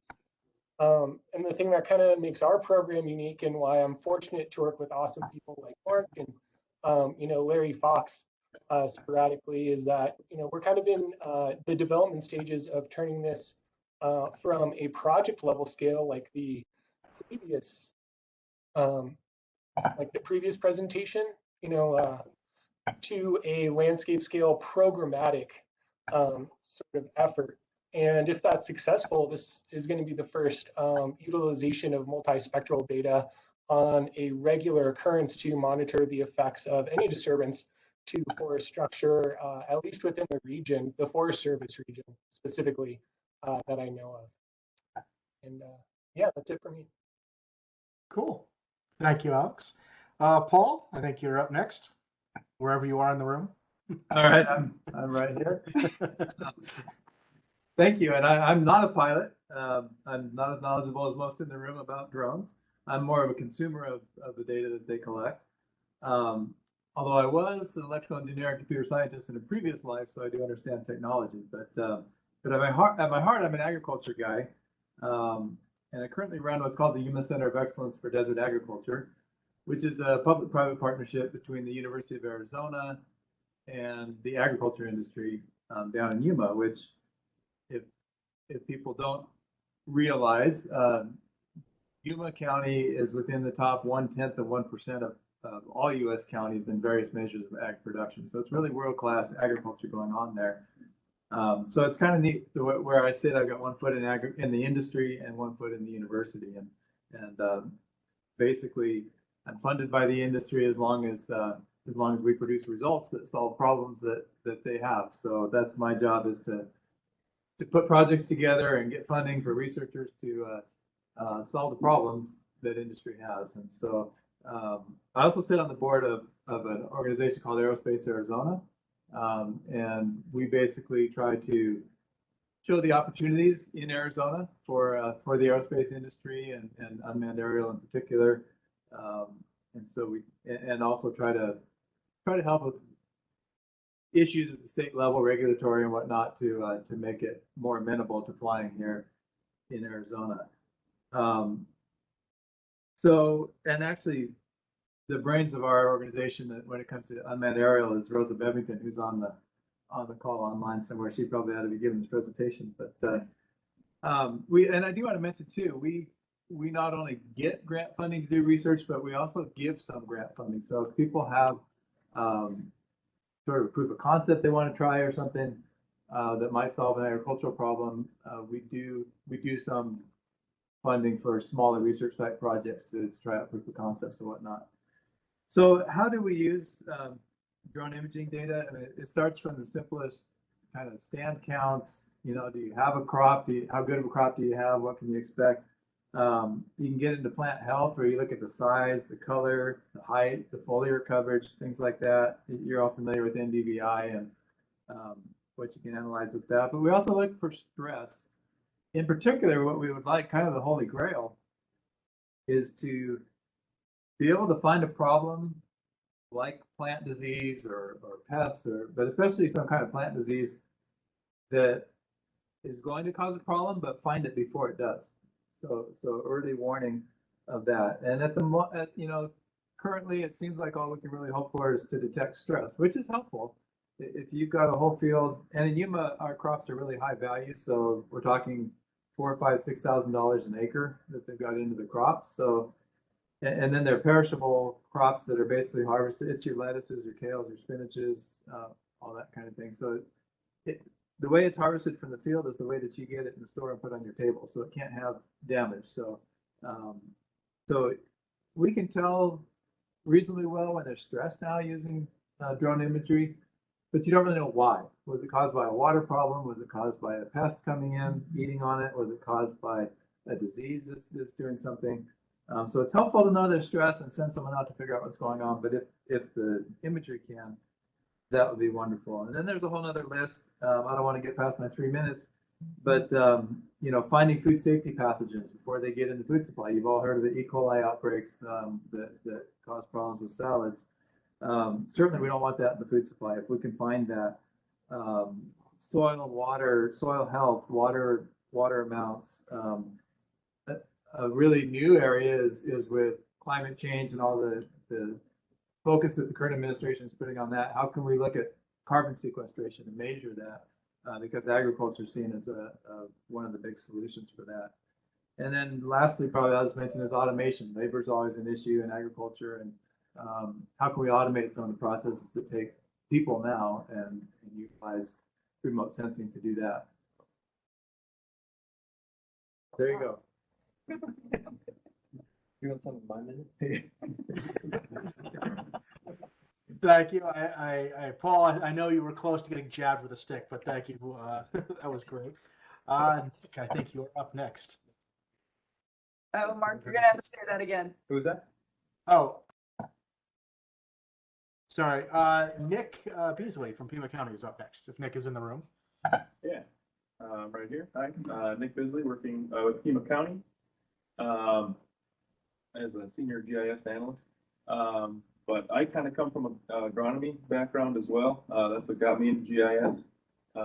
Working in the central sands of Wisconsin, primarily potatoes, other root crops. There we started using a lot of more Esri and field collector and those types of things and scouting. I did get involved in storage. And that was kind of my first taste of it's multispectral. It was thermal imagery. We would look, we had these huge piles of potatoes, and you always see bacteria and stuff when it's there, but try to catch it before. So if something's cooking, 10 feet below, you can see it with thermal imagery. And I just thought, man, this is the coolest thing. And so I came down here, started work, went back to school, where I completed a project with the Arizona Research, Arizona Remote Sensing Center at U of A. They're looking at drone imagery with cotton variety trials, looking at growth patterns, again, establishing a canopy, or I'm sorry, establishing population estimates, looking for gaps in planting. Reels, fine, I think we're at 1/3 of a centimeter resolution, trying to catch plants at a 𝐀𝐫𝐢𝐳𝐬𝐧 stage. So if there were gaps in the field, they were able to go back and replant, and those plants would come up, you know, at the same time as the others.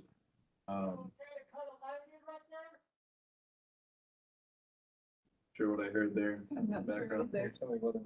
All right, well, we'll keep going. Anyway, yeah, so it was a lot of fun to see how drones and imagery can be used in agriculture. Not a whole lot of agriculture happening in Tucson. There's some cotton, pecans and that. So it'll be fun to see what comes out of technology for those farmers. I always keep my ear to the ground, what's happening. Some of the stuff with pesticide application rates, using remote sensing technologies for that, reduce pesticide application. That's fascinating stuff. But working for the county, we're hoping to integrate more drone imagery and multispectral imagery into our various processes and various departments that we work with.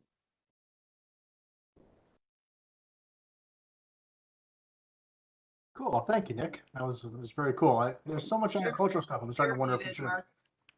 I had a lost sound here. Yeah. We lost sound here. Oh. I look like I'm unmuted on my side. Oh. Yeah. So we're having technical difficulties. I don't know if you can hear me, but they can't hear in the room. So we're going to have to pause for just a second. And Justin, don't take it personally. The clock has started. All right.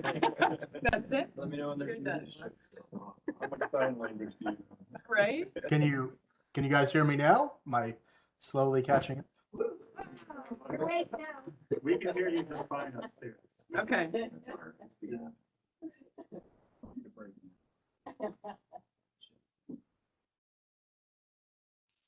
Patience.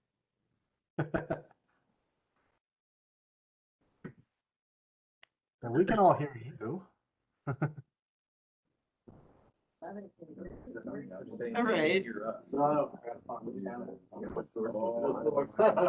We lost our IT guy too. Do you want me to grab them? I can grab them. Yeah, he's still here. All right, patience, folks. Sorry, you guys can all talk, and I suppose we can talk, but we can't hear anybody else on the call. So maybe while they're getting the IT guy, if you can hear us, and I've seen a bunch of chat saying that you can. Justin, are you too distracted? No, I can go. Sure. All right. Why don't you I'm go pretty ahead? confident that Dr. Amy Frazier is supposed to be sitting in this seat, but I'm happy to fill in for her. And if you guys saw the last presentation, then you saw kind of some of the extent of my experience with multispectral data. But my name is Justin Eddinger, and I work for Northern Arizona University. Prior to that, I worked on the Tonto National Forest.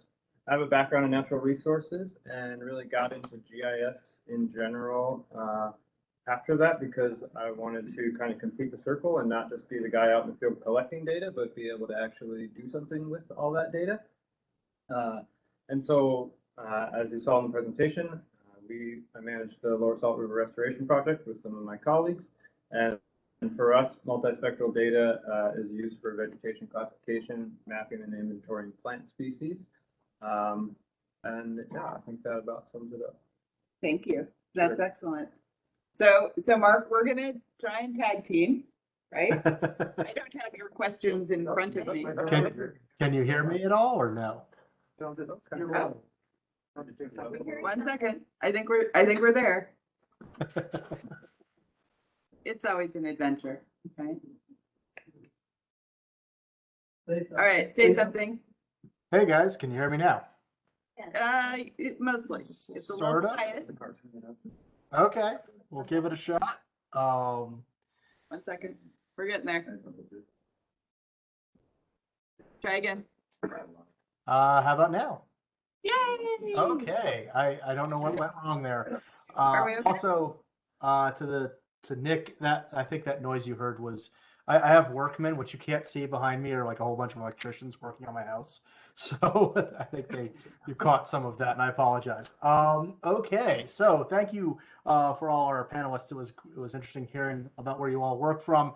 The next question, as promised, is now we want to hear like a specific project where you applied multispectral or hyperspectral data and kind of how it affected that. And in this one, I think we're actually giving you a full 5 minutes before we jab you with a stick. So feel free to talk a little bit.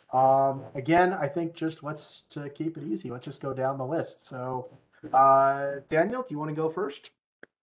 Sure. Yeah. And just kind of jumping back into what I was talking about a second ago with looking at MODIS data. And again, MODIS is a sensor, and somebody's going to correct me because I'm going to get some of this wrong, and please feel free to do that. But it's I guess you would say it's a hyperspectral sensor because it's got 36 or something bands like that.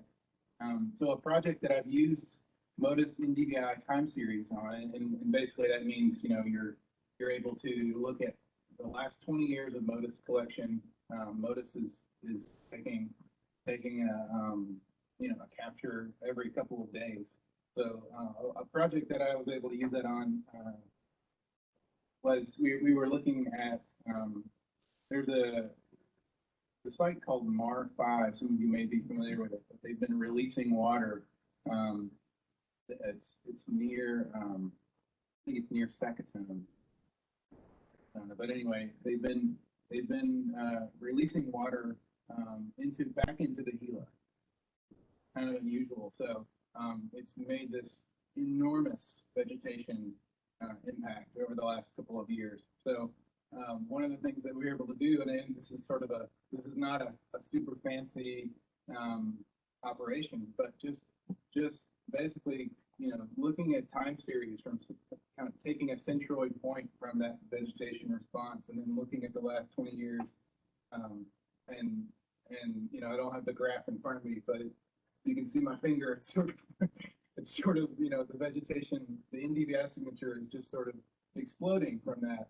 So that's a really obvious, clear example, and not all examples are that clear, but it was really neat to be able to share that with some of the people involved with that project over the years, and you know, and sort of see their responses, because people can, you know, you might not be able to explain to somebody like you know, what NDVI is or why near infrared's important, but you can show them a line graph, you know, say this represents photosynthetically active vegetation, and they're like, oh, you know, that's something they can latch onto. Because I think I've maybe I was talking to some of you about this before, but one of the things I'm trying to do is get better at explaining some of the basic principles to people, you know, like why we would need to take a picture of a landscape in anything other than, you know, red, blue, and green. So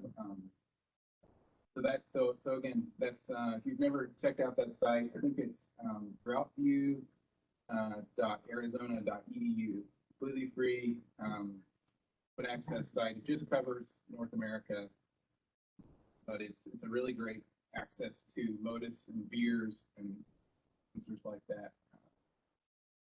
Data accessible? First API that you have. Sorry, can you say it again? Yeah, through APIs or downloadable. Yeah, so on the site, you know, once you, and there are other sites that do this, but you can basically extract. You go to your area of interest, and you can this cool overlay where you can kind of see how big your MODIS pixel would be over like Google Maps. So that's kind of a neat feature, and then you can kind of click, and there's an option that you right click, and there's an option to extract the time series. So it's really cool for fire history, and it's also, for me, it's a great way, like if you're also, you know, flying a drone over the area, or if you have other, you know, things going on in the project, it's a nice, like, it's really compatible with that data. You know, it's very different. The pixel size is, you know, so huge, but yeah, so you can download that data straight into into Microsoft. It's a CSV file, so it's super easy to use and access. But not the TIFFs or the So, that's more intense. right. That So- involves a little more programming to sort of get the raw modus data, but this is more just an NDVI time series that you can use. So you can use it to say like, where do I want to go and see Landsat data, or you can use it to say, I flew a drone on this date. You know, where did that fit into this history? Basically I think it does 8-day averages, so it doesn't actually give you every capture, but and they explain more. I probably got some things wrong on my brief explanation, but For the folks online, the question was about whether or not there was an API. So the folks online can't hear us in the room very well, so we just need to be. I'll shout. Yeah, please shout. That'd be great. Cool. Thank you, Dan. By the way, I completely could see the graph with your finger. That was crystal clear to me. So that was perfect. Alex, you are up next. So, Alex, you're muted. Oh man, thank you. Great moderator, Mark. So I will give an example that myself and Mark are familiar with, along with Larry Fox and team, who were able to come visit us out in the field collecting some plot data for this particular project. And it's related to fire effects monitoring, like I described before, for the Mangum fire of 2020, which is on the Kaibab Plateau, the North Kaibab Ranger District. Since this is a geographic heavy crowd, hopefully I don't have to explain, like the Kaibab Plateau is up here, like I do with most people. But the idea that Mark and I have been working on and trying to explore a little bit further through help with Northern Arizona University, specifically Andrew Sanchez Veteran, Dr. Amy Toad, is how to structure for motion. You know, like we saw in the last presentation, compare with the LiDAR data and how can we use these two data sets to measure change in forest structure. Also, in comparison to the last presentation, I want to be clear, and it's not so much the question of what, so like vegetation classification, for example. What we're really trying to dial in is how much and of what spatial or diameter size classes of this population has been removed from fire. And I think that's kind of the hard part with multispectral data compared to something like LiDAR. So we're kind of working on establishing a baseline relationship in the ponderosa pine and kind of higher elevation mixed conifer ecosystems in northern Arizona, which is kind of cool. And since we're in a pilot heavy crowd here as well, I do want to apply this to drones in some capacity. And I think since we have kind of baseline LiDAR data across most or all of the Kaibab, we can use this now for projects that is very temporally important. For example, we have restoration projects across the forest that are on certain time frames, and I think that'll help out. But the cool part about the multispectral data is it can be through drone, fixed wing, or through satellite, and that gives us a lot of flexibility in our program once we get some of this data collected. And if we use the drone or the fixed wing, then we can create that structure for motion data if it's acquired properly. And then if not, we still have burn severity maps to really try to dial in that quantification of how much forest biomass was removed due to fire. And it's really hard to talk without pointing to a map and displaying fire severity, for example, or showing some cool graphics. I bet that's about my 5 minutes, so I'll stop there. Cool. Thank you, Alex. Let's see, where did my agenda go? Paul, you are up next. So there's a lot of different projects I could talk about. I'm going to talk about one that is aimed at irrigation management and irrigation and soil salinity management. It's been a multi-year, multi-million-dollar project that we've done.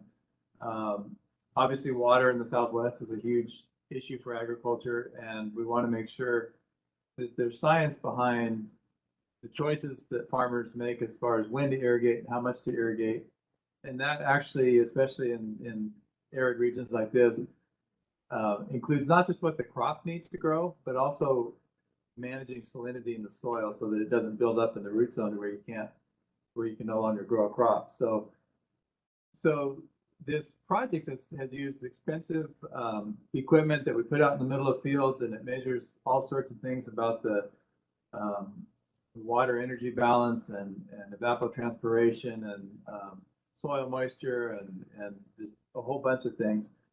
And you might ask, what does that have to do with drones? But the thing is, we're collecting all this data on all these different crops, and it's very, number one, expensive, number two, intrusive, because we've got this equipment out in the middle of fields, and anytime they're going to irrigate or harvest or do anything, we've got to move it out of the fields and let them do their thing, and then we got to get it right back in. Sometimes at 2 in the morning because they've just transplanted crops, and we need to have this equipment in there before they irrigate, at 4 in the morning. And so it's not realistic for farmers to use for managing their irrigation going forward. And so what we're doing as we collect all this data is we're also using satellite imaging, thermal imaging, different kinds of, again, multispectral data.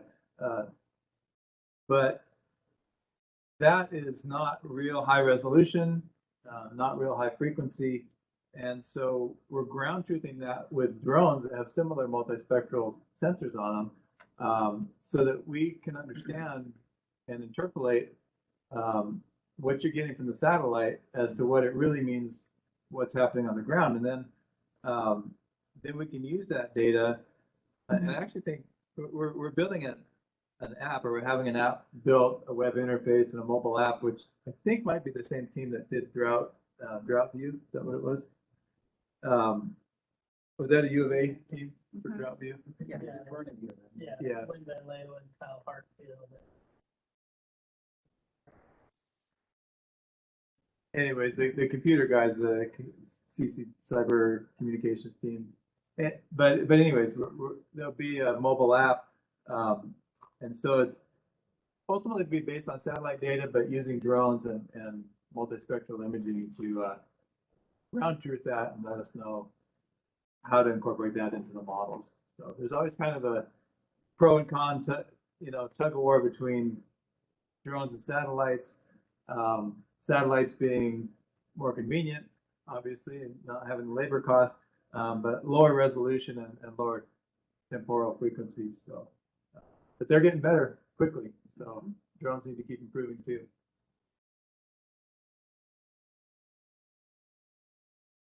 Cool. Thank you, Paul. That was cool. I guess I was too scary with my stick comment because you guys are all coming in at like 3 minutes, so you can talk more if you guys want.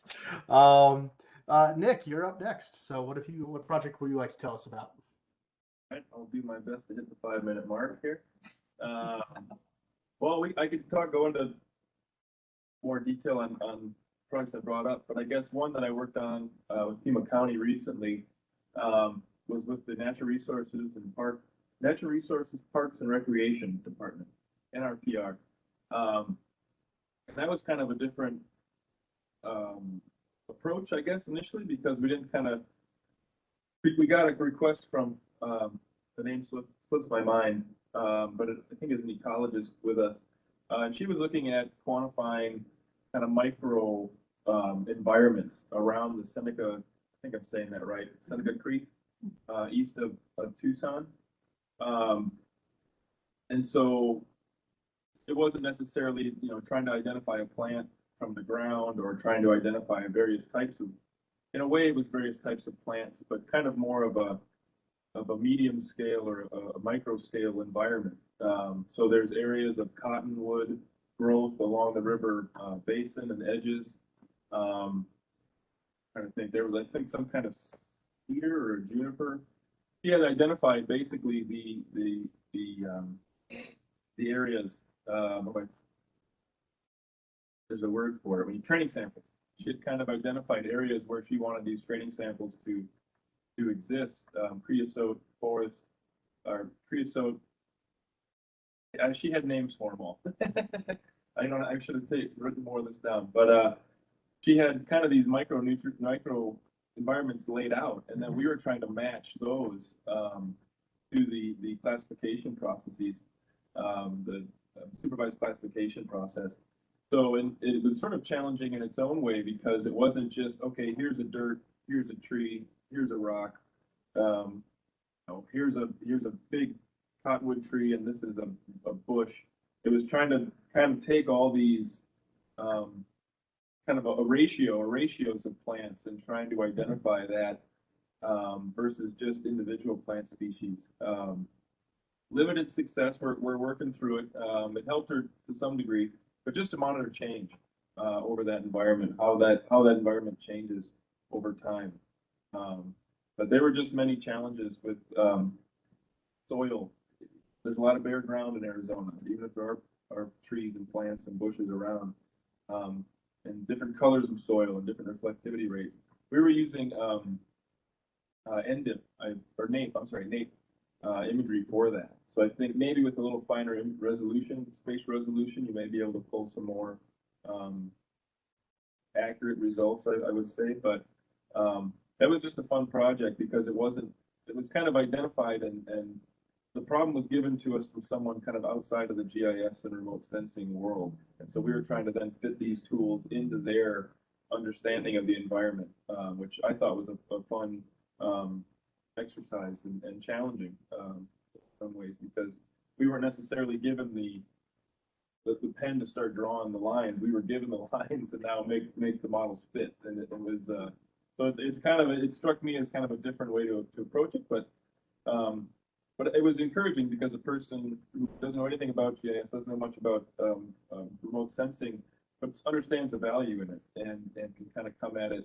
How do they make it work in their world?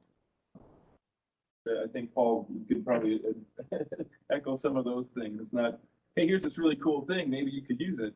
It's, I need to get this problem solved. How can I use this technology to fix it? And so it's kind of a different approach to some of these research and multispectral processes. That's for time. Cool. Thank you. You actually have a minute if you'd like to talk, but I'll force you. I will say when you else out like that. Paul, when you had said you had to get up at 2 a.m. to get out in the field, that's exactly why I got out of the agronomy. Enough of that stuff. Cool. All right, Justin, you're up. Oh, okay. Well, I feel like we've beaten a dead horse by talking about a project that I've had experience with at this point, but obviously we got into multispectral data to help us out as far as monitoring, and we wanted to mitigate some of those challenges that field monitoring brings, right? It's really resource intensive, costs a lot of money, takes a lot of time. And so one of my favorite phrases that I like to use with partners now is like, no longer does a scheduling conflict result in data not being collected for a given year, because even if we don't get to work on the analysis of that data, we've at least collected it, and we have that snapshot in time on our project site. So obviously my experience has been, working on that vegetation classification has been very meaningful to us, not only to determine the impacts of our management, but to plan for future treatment.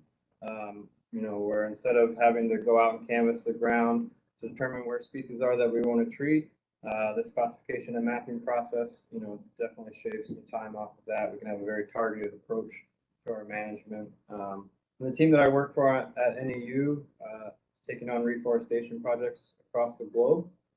That's in the West and the tropics. So we definitely have some interest in kind of looking at the correlation, if there's one to be had with multispectral data and carbon sequestration. And then just last plug for the educational outreach program. We teach GIS to high school and middle school students, and I think there's a big emphasis in STEM education now. The GIS is often kind of skipped over in that.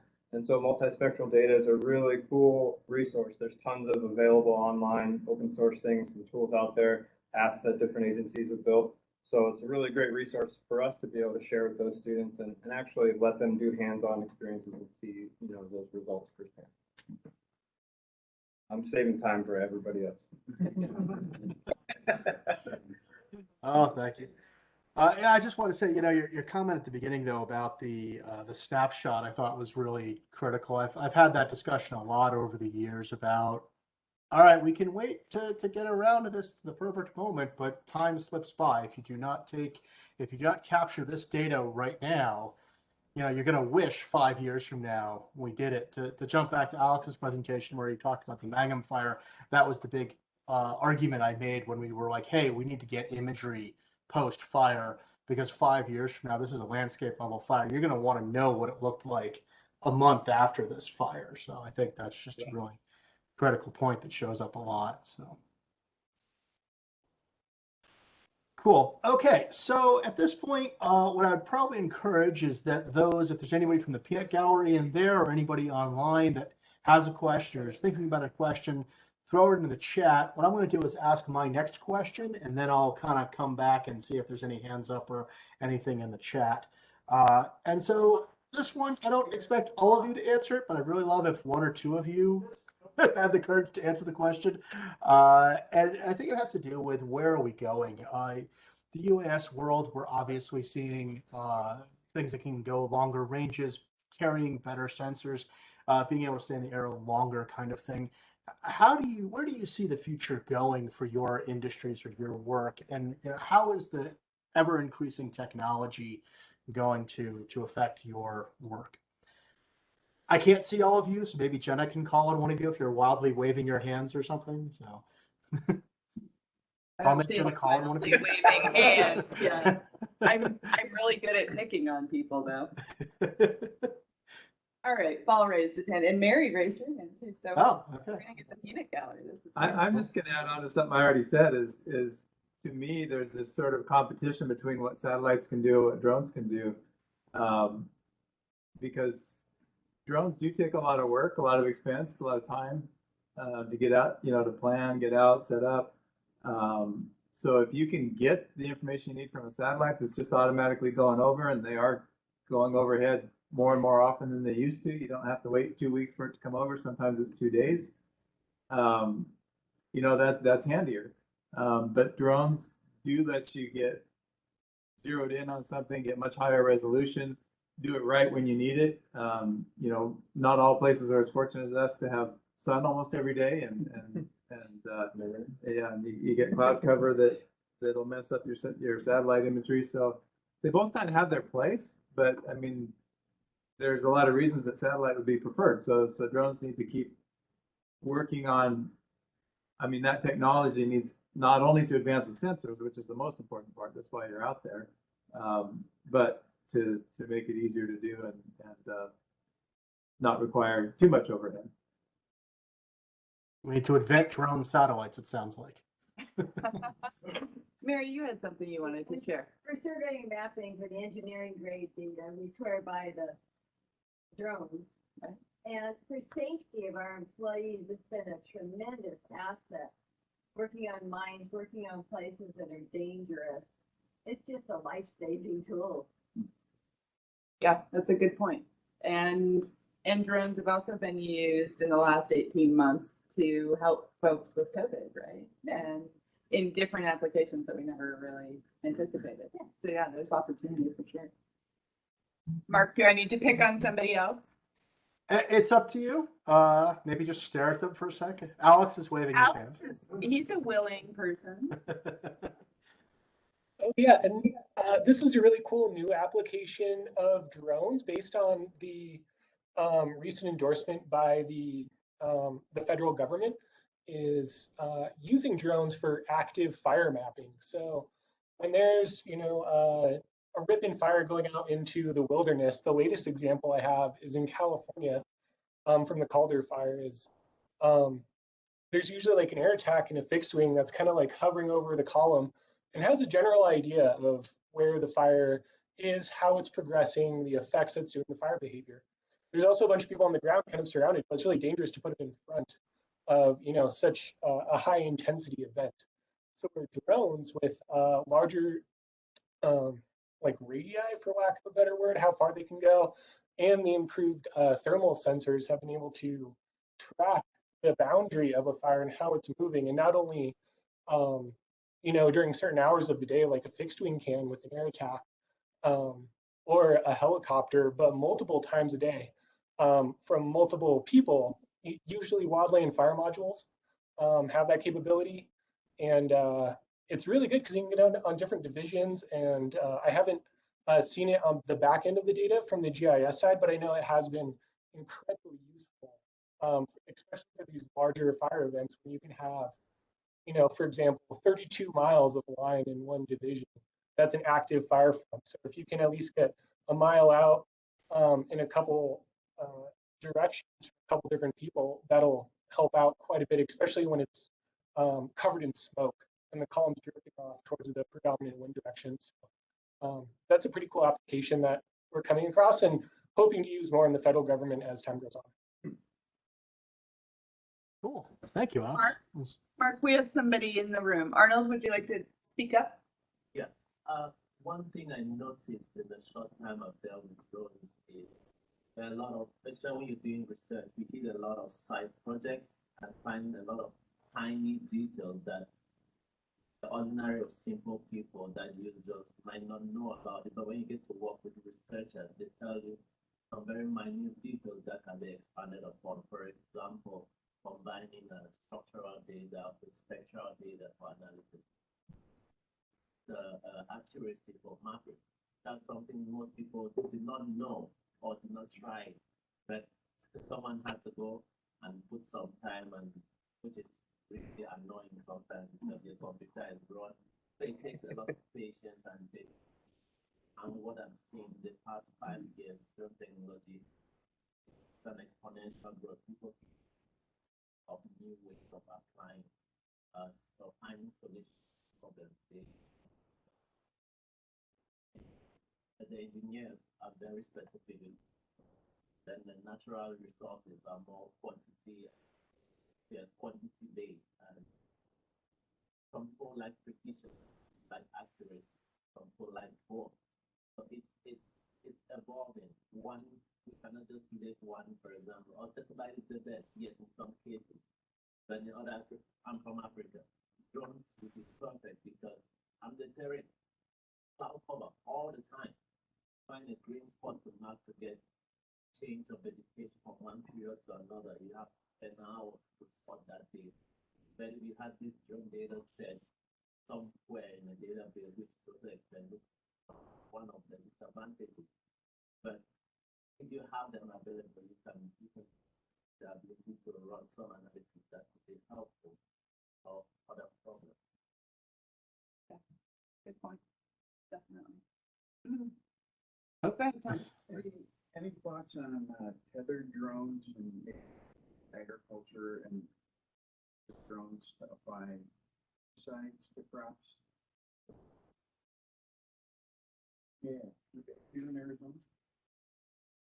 I think our folks on the call probably couldn't hear you. Can you repeat that? Both you and Mary? Yeah. Okay. Can you hear me? A little bit. Okay, I just asked about tethered drones, whether or not we have many of them going on or being used, particularly in high value agricultural areas where they could, be tied to a truck or something like that, and maybe apply pesticides and things like that. That's different, I think, that's different. Two different things. Two different things. Anyway. Paul? Yeah. So I'm actually not aware of tethered drones being used, but there's a lot of interest in swarm drone swarms, and part of that is acreage. I mean, when I first heard about applying, spraying with drones, it didn't make sense to me because when you're spraying, you've got huge quantities of liquid and you can't take that kind of payload. But I think two technologies come together. Somebody mentioned earlier the variable rate application. So if you can map a field with drones or satellites and know what areas of the field need more or less fertilizer or pesticide or something, and then go out with a variable rate application and apply the different rates in the different parts of the field that you need, you can use a lot less chemical. But if you're trying to cover a lot of acreage, it seems to me that swarm technology is the way you're going to do that. Yes, please, Levi. DJI has drones that can, fly or liquids. And it's the Argus.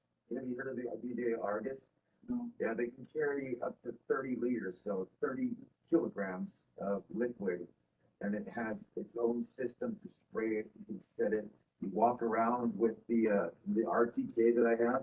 You walk around the border of the farm, and then it goes back and forth and sprays. It just came out this year. You should take a look at it. It's really cool. I also used something during spring training, right, with a drone to sterilize the Oh yeah, the seats. the seeds Yeah, that's the within. same thing. Yeah, Yeah. is it the same? Exactly. Right. Yeah, DJI Argus. And for tethering, I've seen them used at pines to get up over the, those lakes that they have, the washout lakes? Yeah, yeah. They fly out over that, to map it or to look down underneath it. It's really cool. I've seen that used. There's videos online. Yeah, I'm thinking of a tractor, maybe making wide passes in a field. Because that drone is tethered, it can get power from the tractor. It can stay up longer, and then especially if you're in like a high value crop where the acreage is small, but the value is really high per acre, then maybe one system like that could work for a farm. They offer it. Take a look at DJI. They offer it even for the 300 that I was flying earlier. They offer tethering for that. You can plug it in and off the side. Pretty cool. No need to apologize. That's good. Jenna, there was one question in the chat asking, do you need special certification to spray from a drone? I have no idea. Does anybody happen to know the answer in the room? You do. In fact, we had an I mean, you do in general, just to apply pesticides and herbicides and things like that. We had a project that was automating pollination of date palm trees, and that got stopped in its tracks because actually applying pollen even is, I don't remember the exact language, but it modifies the plant, quote unquote, and so you need special certification and licensing to do that.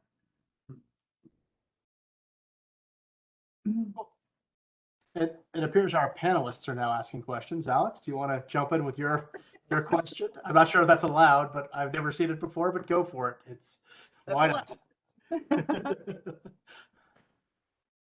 I was just curious with the other panelists. Is anyone using satellite platforms like Paul was discussing earlier for initial detection? Let's just say, crop stress, and then following up with multispectral sensor via drone for that higher spatial resolution, or an immediate need, like a temporal need, where drones will really fill a niche that satellites or fixed wing won't be able to provide. Hopefully that made sense.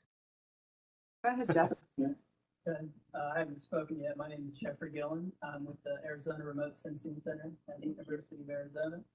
And I do have a few of those multi-scale projects, perhaps you're talking about, Alex, funded by Pima County Flood Control for one of these projects. And it is looking at vegetation monitoring across the whole Catalina Mountains that burned the Bighorn Fire last year. So I'm using satellite imagery. I use Planet Lab imagery, and I'm doing that in a time series over a year. So that gives me like a whole, extent of the entire mountain range, basically see how the vegetation, what it was before the fire, what it was 6 months ago, what it is now. And then I have a series of much smaller plots across the Catalinas that some field crews from the university are doing vegetation surveys with, and then I've been flying a drone to compare it. And then we also have, they hired pictometry to fly aerial photography across the whole thing in LiDAR. So I've got drone, aerial photography, and satellite. Yeah, it's kind of absurd. I have some toys and data to play with. And yeah, it's a multi-scale question of essentially how has the vegetation changed over the year? What are the implications?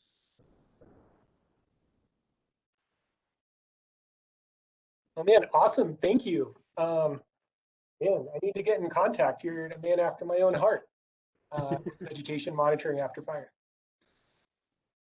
That might lead us to my next sort of open to the group question, since apparently there's someone in the room who has too much data.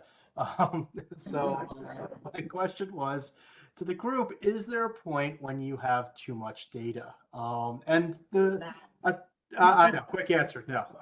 I bring this up because Alex and I were working on a project in the North Kaibab, and we have this QL1 LiDAR data, and they were like, hey, can you go out and map every single tree in the project? And we're like, sure, let's do that. And then when we finished that, they're like, great, can you give us trees per acre? And we're sort of sat there and go, wait a minute, we just spent all this time mapping every single tree, and now you just want one general gross number for trees per acre. And we felt a little defeated and a little annoyed. And I thought about in this panel session of some of these images I've seen from drones are 2 and 3 centimeters. Do you guys ever find that you've just way overshot the mark? Or because the other side of this is this requires a lot of space, right? This imagery and all this data, you are accumulating gigs upon gigs of data, which has its own cost and its own scheme. Do you ever sort of step back and say, wow, we've just drilled in too much? Are we overshooting the mark? And I'm kind of curious if anybody on our panel has had this experience. Yeah, so you really have to pick the right tool for the job, right? Drone, which is high res but small extent, aerial photography, which is medium, and then satellite, which is great extent but smaller resolution. And yeah, the whole how do we manage terabytes of data is an absolute problem. I don't know anyone that's really figured it out. There's some groups at U of A, namely Griffin Ciphers, that's specifically working on this. But I mean, it comes down to just how many servers can you spin up? I have to go out to Best Buy and get a external hard drive every couple of months. I just run out of space. Cheaper in Costco. Yeah, so the storage is a problem, but then moving things from one place to another is the even worse problem. Yeah, we're just getting to the point where collecting data is so easy, but then trying to manipulate it, move it, analyze it, store it, sharing is kind of hurdle. Yeah. Go ahead, Paul. I was going to share one sort of philosophy. I mean, a lot of ours is research-oriented type projects. And so we haven't talked too much about hyperspectral versus multispectral, but I thought I would bring that up because kind of the way I look at it is when we're doing research, and say like I mentioned, we're trying to do that holy grail of figuring out early detection of exactly what's going on and causing a problem with a plant. So is there some kind of spectral signature that's given off by a certain disease or a certain condition? You don't know what it is you're looking for. You need the hyperspectral to cover the whole range and try to find it. But say we use hyperspectral, that's a ton of data, and we find out that this certain spectral signature is what we're looking for a particular disease. Well, then when you commercialize that, you don't use hyperspectral. You use something that looks for that band, and so it's just being smart about what you need, what's going to be useful, and try to limit it to that's all you collect. Right, and I think that goes back to Jeff's point, right? Use the right tool. And sometimes that's hard to know what it is. Right? Tom, did you have something? Yeah, I was just going to say that LiDAR data, as people, are communicating it, and we have area. I think we're getting it maybe 1 foot or 2 feet, and it becomes a terrible hydrology, and they just spin it out, right? That's a huge step. Now, I don't know if other people are finding that LiDAR data that intensive is just way too much, or does anybody actually use it at that intensity? I don't know. Right, Mark, you're probably a good one to talk about that with all the LiDAR data you have for the Kaibab. I'll admit I can only hear most. I think the problem is that your LiDAR data is getting more and more accurate, but you then have the problem of how do you process it? Is that what I heard? high resolution, so multiple, you know, the grids are coming back, or the last files are coming back with multiple observations per foot. You know, Right. what we need for decision making is maybe like a 10 foot. And I'm just wondering, are there people who actually need those highly accurate rasters that are, High density. high density rasters? Right. And Yeah. No, I think that kind of goes to my opening an example of, you know, we have Alex and I were literally mapping every tree in this project area, only to have our higher ups who are not data people, right? The communication to those they're managers, they're forest supervisors or district rangers, and they're old school. All right, what's the trees per acre? You know, like that was it. And so we sat there sort of wondering, did we overkill with this? At the same time, on a different project, we got asked the question, show me every tree that is has a 24-inch DBH, you know, the width of the tree. And so in that one, having that super accurate data was helpful. So I guess the answer is continuously right tool for the right job, but I'll throw the caveat in. I haven't personally seen a need to go beyond QL1. And I know with drones, you can get down to that QL0. The Forest Service, I think, has found that sweet spot of QL1 with a 50% overlap on each side. So we're seeing both sides of the tree. I wonder, though, with some of the drone stuff coming back, if we really need more than that. Unfortunately, I probably can't get him to talk, but I think he's on the call. Mark Negrelli and the 4Fly crew have been experimenting with some of the more stuff. I don't want to speak for him yet, but that is one of the questions that we've been asking. I think from our perspective, drone is more about the temporal aspect than the resolution aspect.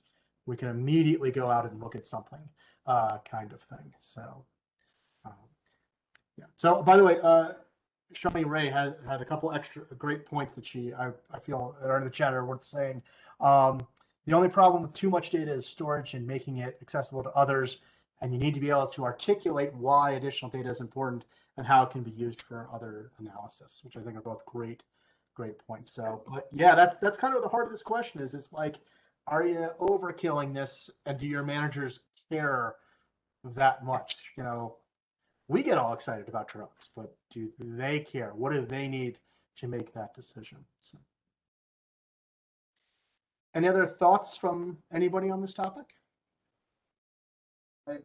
I have a thought as just as a photographer, you know, I mean, my interest in drones is kind of started with photography, but I think there's an underlying issue, and Jeff kind of got at it, like how many hard drives do you have to buy until you start feeling guilty, you know? and I wonder if, and I think everybody in this room has thought about this and has probably better answers than I'm about to sort of come up with at the top of my head, but you know, I wonder if some of the guilt there, you know, is mitigated with how we share it. Somebody already mentioned that, but you know, like if your data is all sitting on your own hard drive or your firm's hard drive, and there's never a pathway to share it with other people. You know, if it's only ever being shared with your client, and it's terabytes and terabytes of data. You know, like maybe there's a moral issue, you know, and maybe not. Maybe there's not a moral issue, but you know, an analogy is, you know, for on the botanical side of things is that you know, people photograph thousands and thousands of plants, and there are cool platforms now like iNaturalist where you can make that data available to people. And feel less guilty about all the gigabytes that, you know, are on your hard drive full of flower pictures. I wouldn't do anything about that, but you know, so you know, I guess, and so the follow-up question I have to my own rambling is, you know, what are some like efforts? Maybe Jeff, you just mentioned one, maybe a colleague, maybe, but like, what are some platforms where you can share your drone data and it be open access? Because I'm looking for those kind of Right. platforms. I think that is a pretty big discussion within the industry is how can we share better. So Cyverse is one, what the folks at U of A are doing, they're working on those platforms. I think OpenTopo is another, particularly they have a community side for sharing drone data and uploading drone data. We're looking at that on 𝐻𝐸𝐿 as well. Jeff, go ahead. Yeah, so I've been looking for this forever. What's a website where I can just put my drone data on and other people can look at it and get it? One that I've seen recently is called 𝐀𝐫𝐈𝐂. It's Australian. Yeah. And yeah, that's the best game going. It's not, I don't think it's fantastic, but hey, she's got a website up. I uploaded, gigabytes of data, and someone can take it and get them. I think, Right. It needs a lot of work, but I don't know Yeah. of anything better. Well, through the state clearinghouse, through 𝐻𝐸𝐳𝐸𝐿, we're in testing right now on how we can store it and make it accessible easily, because a lot of it is the egress, right? So we can store it very cheaply, but it's got to be able to be pulled down very easily and without difficulty from users, or people are going to stop using it. So we're in the process of testing that so that we do have something within Arizona that is Arizona centric for our data, and that would be completely open. Very cool. And just to add on to that, we are looking on ways where people can at least tell other people that they have this thing. Right. So you can contact you. So you can see that coming in the near future. So, I feel your pain, and part of my job is to help with it. That's a good point. Yep, for sure. Go ahead, Levi. There's a site called Rock Cloud. I don't know if anybody's heard of it. There's this guy online and he sells LiDAR, really, really nice LiDAR packages.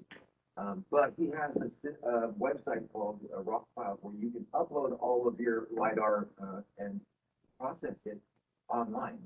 And then if you want to do it, you can turn it into an LAA and send it to whoever, make it deliverable so that your clients can jump onto the Rock Cloud and open up the LiDAR, move it around, do whatever they want. It's kind of a cool little setup, but they do charge to process it in their. Sure. If you're looking for something, That's good to know. I think resources are important. If I can just jump in, maybe it's kind of a general comment, maybe it's kind of obvious, but I always thought it's kind of interesting to see how, if you remember the first computer games, right? They were like 3 little disks and they did like hardly anything. So it's interesting that like data storage was originally that was the constraint. Then we had microchips and terabyte thumb drives, and now it's not a constraint anymore. We can store everything we got. Well, now we have data that's enormous, and we can get so much data that now storage is now again a constraint. I just kind of find in my lifetime it was interesting how it was a constraint. Now, so then storage really wasn't a constraint, and now it's a constraint again. And I think to the point you guys made, the cloud seems to be the place that seems to me like the next sort of step.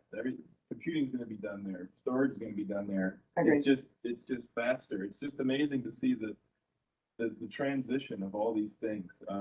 You couldn't put a photo on, how many of those, the big 6-inch floppy disk probably couldn't even hold a photo. And now then we could put 1 million of them on a thumb drive. And now we're back to the point where we can't stick them on. It's just, I guess, again, it's sort of a general comment, but I just think it's interesting to see. And I think it's a convergence of, we have plenty of cloud storage, but it comes at a cost. And that cost is at a premium right now. Sure. Yeah.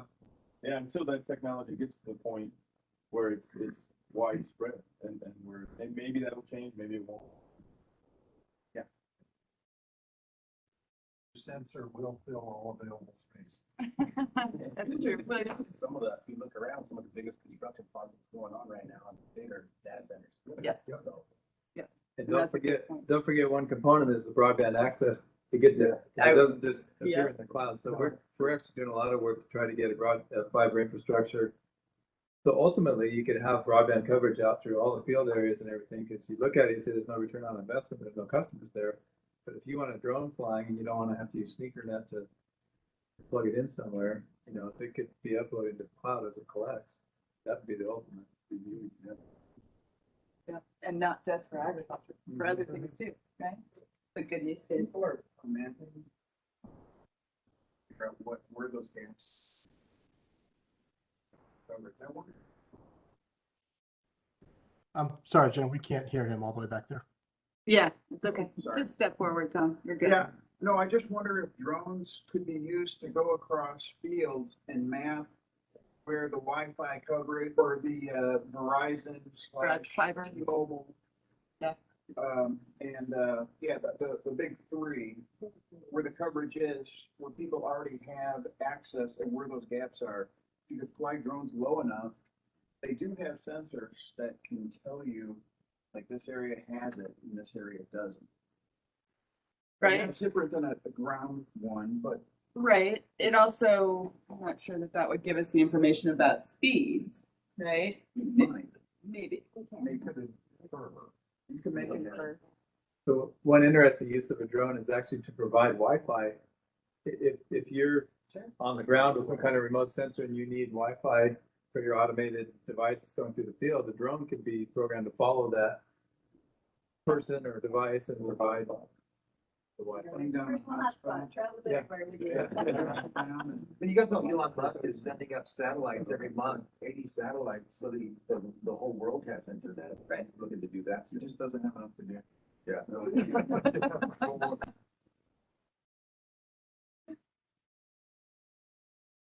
All this technology so we can play Candy Crush wherever we are, I think, so. Somebody said that the cost of cloud storage is at a premium, but in actuality, it's never been lower, I believe, the cost for storage. But because of that, transmission are, okay, well, and I was saying that because it's so cheap, people are just storing so much. And Yeah. now it seems expensive, but The storage itself is not it's terribly accessing limited. it. It's accessing. It's also the environmental cost. I mean. Yeah, there's that too. Yeah. Tom, you had a comment? Question? When we talked back to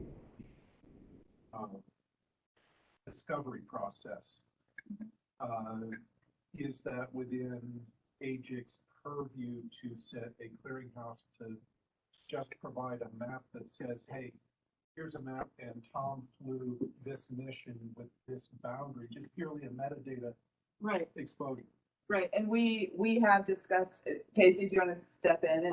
And, Yeah, we're building an experience builder where you'll be able to submit your mapping area, draw it out on a map, and be able to share that data, or at least where you flew at, where your project was. With contact. With contact information, so you can get it out and share with the public. So this someone can contact you if they need you. At least exposure. Right, and discovery, like you said, yeah. Yeah, so yes, Casey's working on that, Tom. Is it done yet? It's Wait for data from you.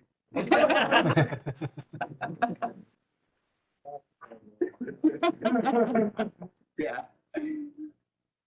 We did something similar with the LiDAR world too, trying to expose where things happen. So, okay.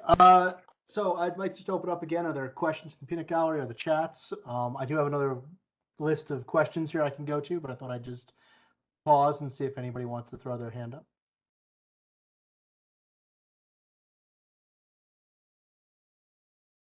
Larry put his hand up. I actually have a question for everybody here. What's the technology there? Any technology or series of technologies that you use, whether it's multispectral, hyperspectral, drones, what's the gap? What's missing? What's missing? What's missing? Longer lasting batteries. Batteries. Yeah, the life of like big, better battery technology. That's what's limiting aircraft too. They want to make electric aircraft. The problem is the LiPo or the lithium ion battery. Yeah, and as Paul was talking about sensors that are more specific to particular types of work. Whether I'm surveying lettuce crops and I want to build a certain parameter on lettuce. We'll get to that point where we have better sense of the individual crops. Or maybe more configurable, Right. right? Same sensor that you can configure to do multiple things. Yeah, another one is loss of radio link. I'd say just generic economic barriers to the market. You know, nonprofit can't afford a $60,000 drone right off the bat, right from the get-go. They got to go get a grant. They got to have a year in writing. They got to submit stuff. Cost. Education's there. It's just getting hardware in people's hands.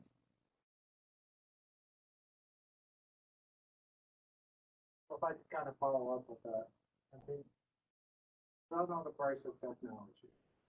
One thing that's beautiful about technology is there's really a competitive market who are going to drive the prices of that down. Look at what LiDAR would have cost 10 years ago compared to what it is today. What could that be? You know, if a LiDAR sensor is 10K today, but $1,000 tomorrow, what does that mean for the industry? There's something now that changes because economics are a barrier and it makes it impractical for folks to use a particular technology. Talk amongst yourselves. I actually have a comment I wanted to throw in as well on this. I'm the GIS coordinator for the Kaibab, so my job is to help users use technology. And if I hand them a point cloud, they have no idea what to do. If I hand them a DEM, they're a little better. If I hand them in some nape imagery, they're pretty good at that point. And so, oh wow, there's like a fly on the camera. This is really kind of freaky. This is really kind of weird. Thank you. Sorry, that was really. Apologize. That was just like right in my view camera. So, my point is, with drone data, I would probably say one of the barriers we have is getting it to a silviculturist. Like, you can't just hand them a flight line and say, okay, here you go. Like, getting it to that processed level that they can just digest it and keep going. If they have to stop and learn to use Metashape software or something like that, the answer is no, we're not going to do it.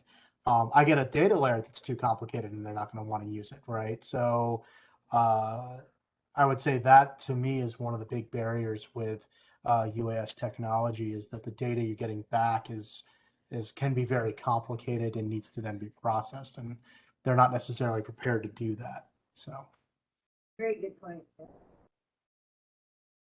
Yeah. When you're talking about barriers, it made me think about, since you guys work for the federal government, what the regulatory environment now is. I have friends in the BLM and other agencies, and they've really been able to fly a drone for about 2 years or so. So I was just curious, what can you do with the feds? The last few years, the universities have been able to do anything they want.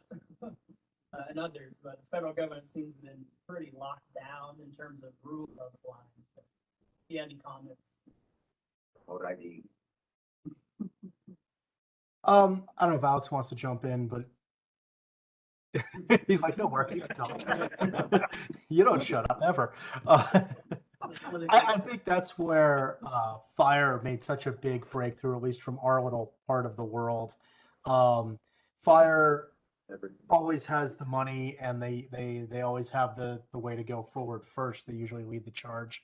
So for us, that's where the big breakthrough came. When you can tie it to health, life, and safety, that becomes a big deal. And so that's unlocked it, because then they went out and bought all this stuff, and then they realized, oh no, fires only happened for half the year or something like that. What do we do the other half? And suddenly they started calling all us natural resource people and saying, what can we do to help you too with these super expensive toys we just bought? So I don't know, Alex, do you have any more to toss in on that, or?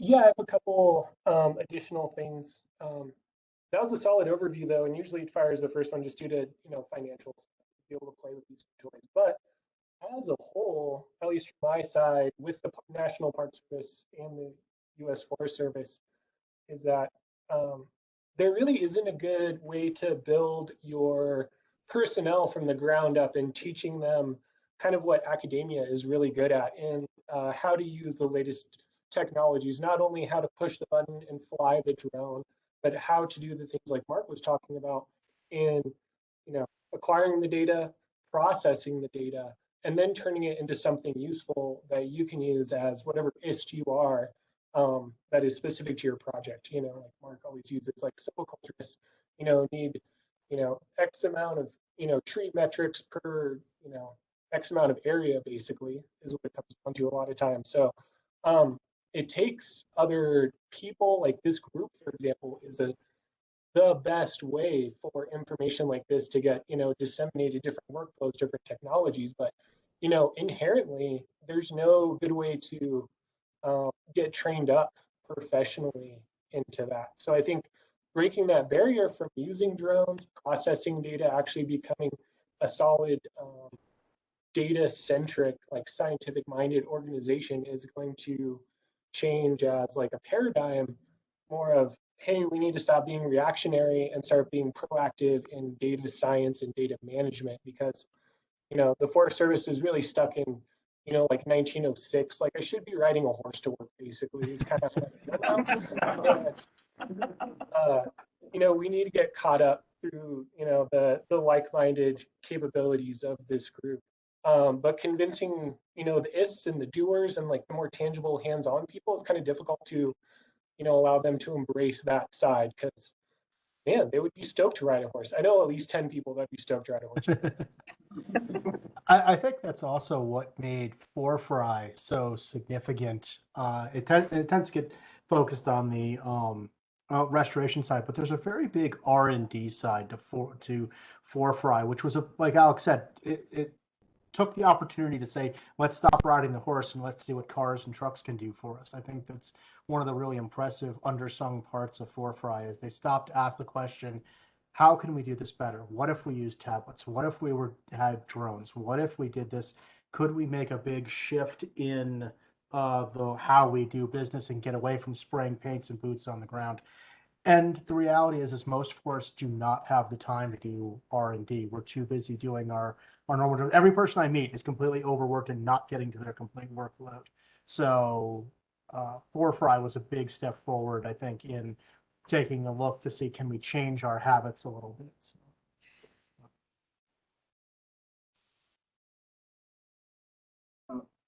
I was just gonna say that every iPhone now has a LiDAR in it. The new ones. The new Yep. ones. So this is the 10 Pro and the 10 something else. And so what can you do? So every student could be, they have a data collection, but that can make literally 3D models. I made a 3D model of my couch. That's what I did. But it could do anything. But it's really powerful. Looking at while you're at work.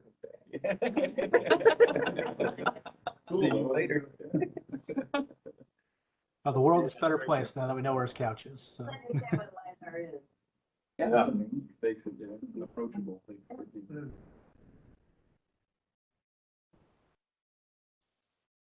Okay, let's see. We've got like 10 minutes left on the agenda. Jenna, do you want me to do one more question, or do you guys? How is the room feeling? Are you all exhausted?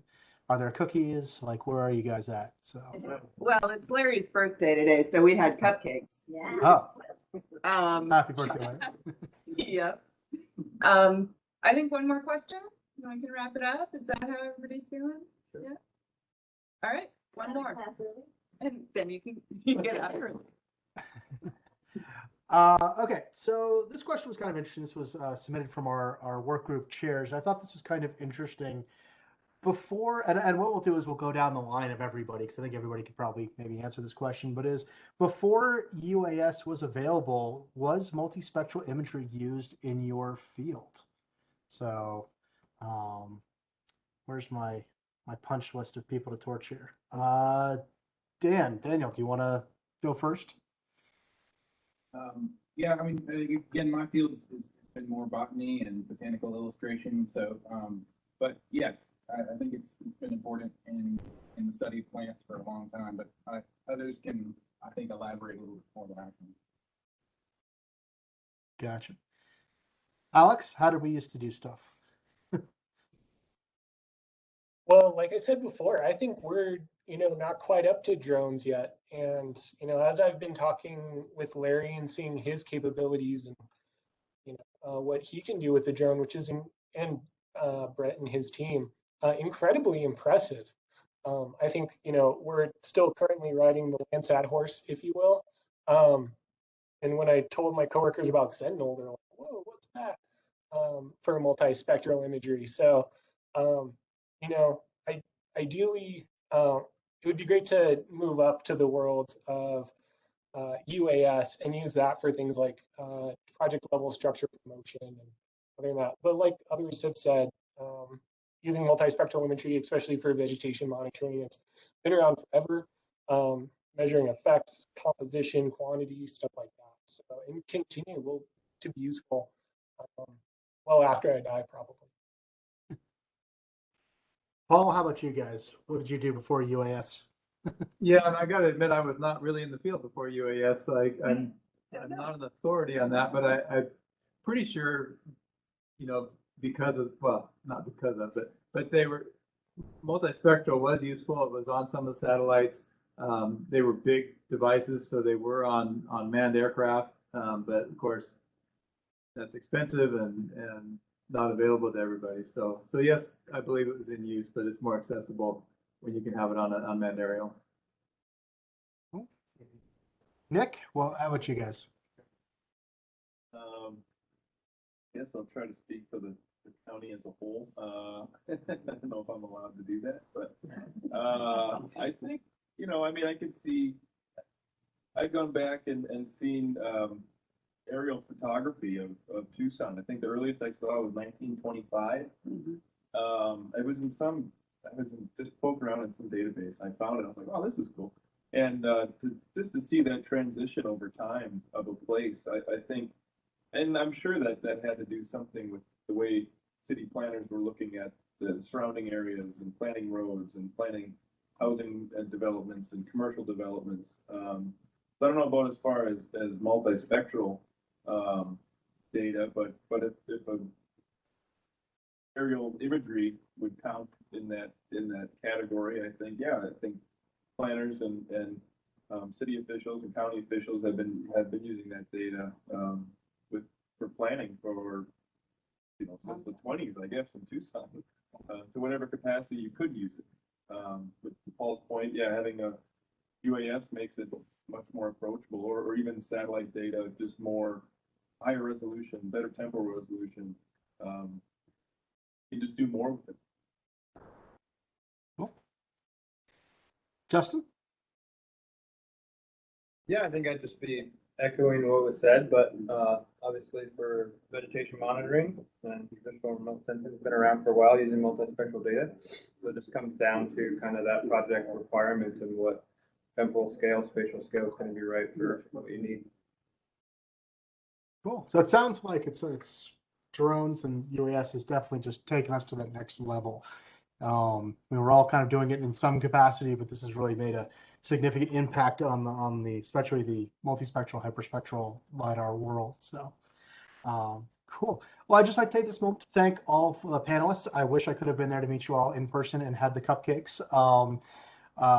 But thank you so much. Panel sessions are not easy. You never quite know what's going to be thrown at you, and we appreciate your time to making this a great event. So at this point, I'm going to kick it back to Chuck and Casey and let them take over. So thank you all. I enjoyed it.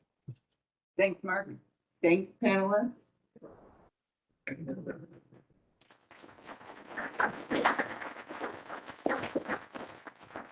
So, Casey, do you want to come in and help wrap up? I think Chuck is in our other room, in our overflow room. I just want to thank everyone for coming, all our panelists, all our participants, all our sponsor, our people who presented today. I think all together collectively we made a great fly-in, and we look forward to doing this again.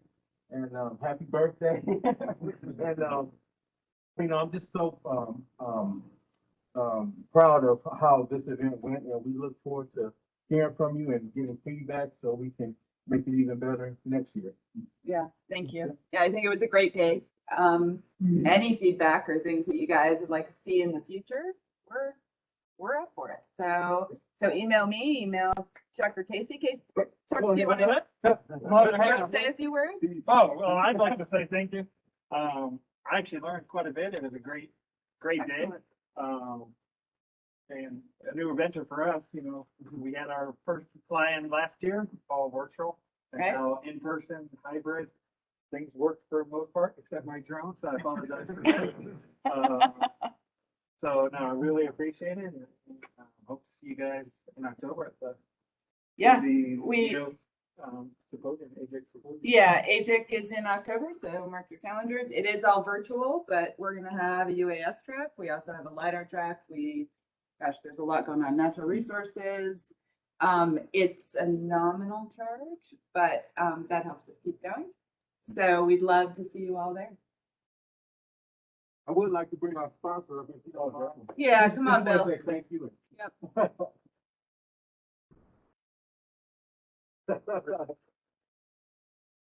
Big round of applause for Bill. Got it today. Thank you very much. Really appreciate You've it. been sponsor for a while with AGIC. I know you Yes. sponsored some rooms, so you've been with this community for a long time. Bill is solid for AGIC. Exactly. It's amazing. Really appreciate it. You're welcome. Thank you. Yep. All right, guys, you only get, sorry, Mary, 5 minutes back. 5 minutes is 5 minutes. Thanks, everybody. Right back to 2 hours. Yeah.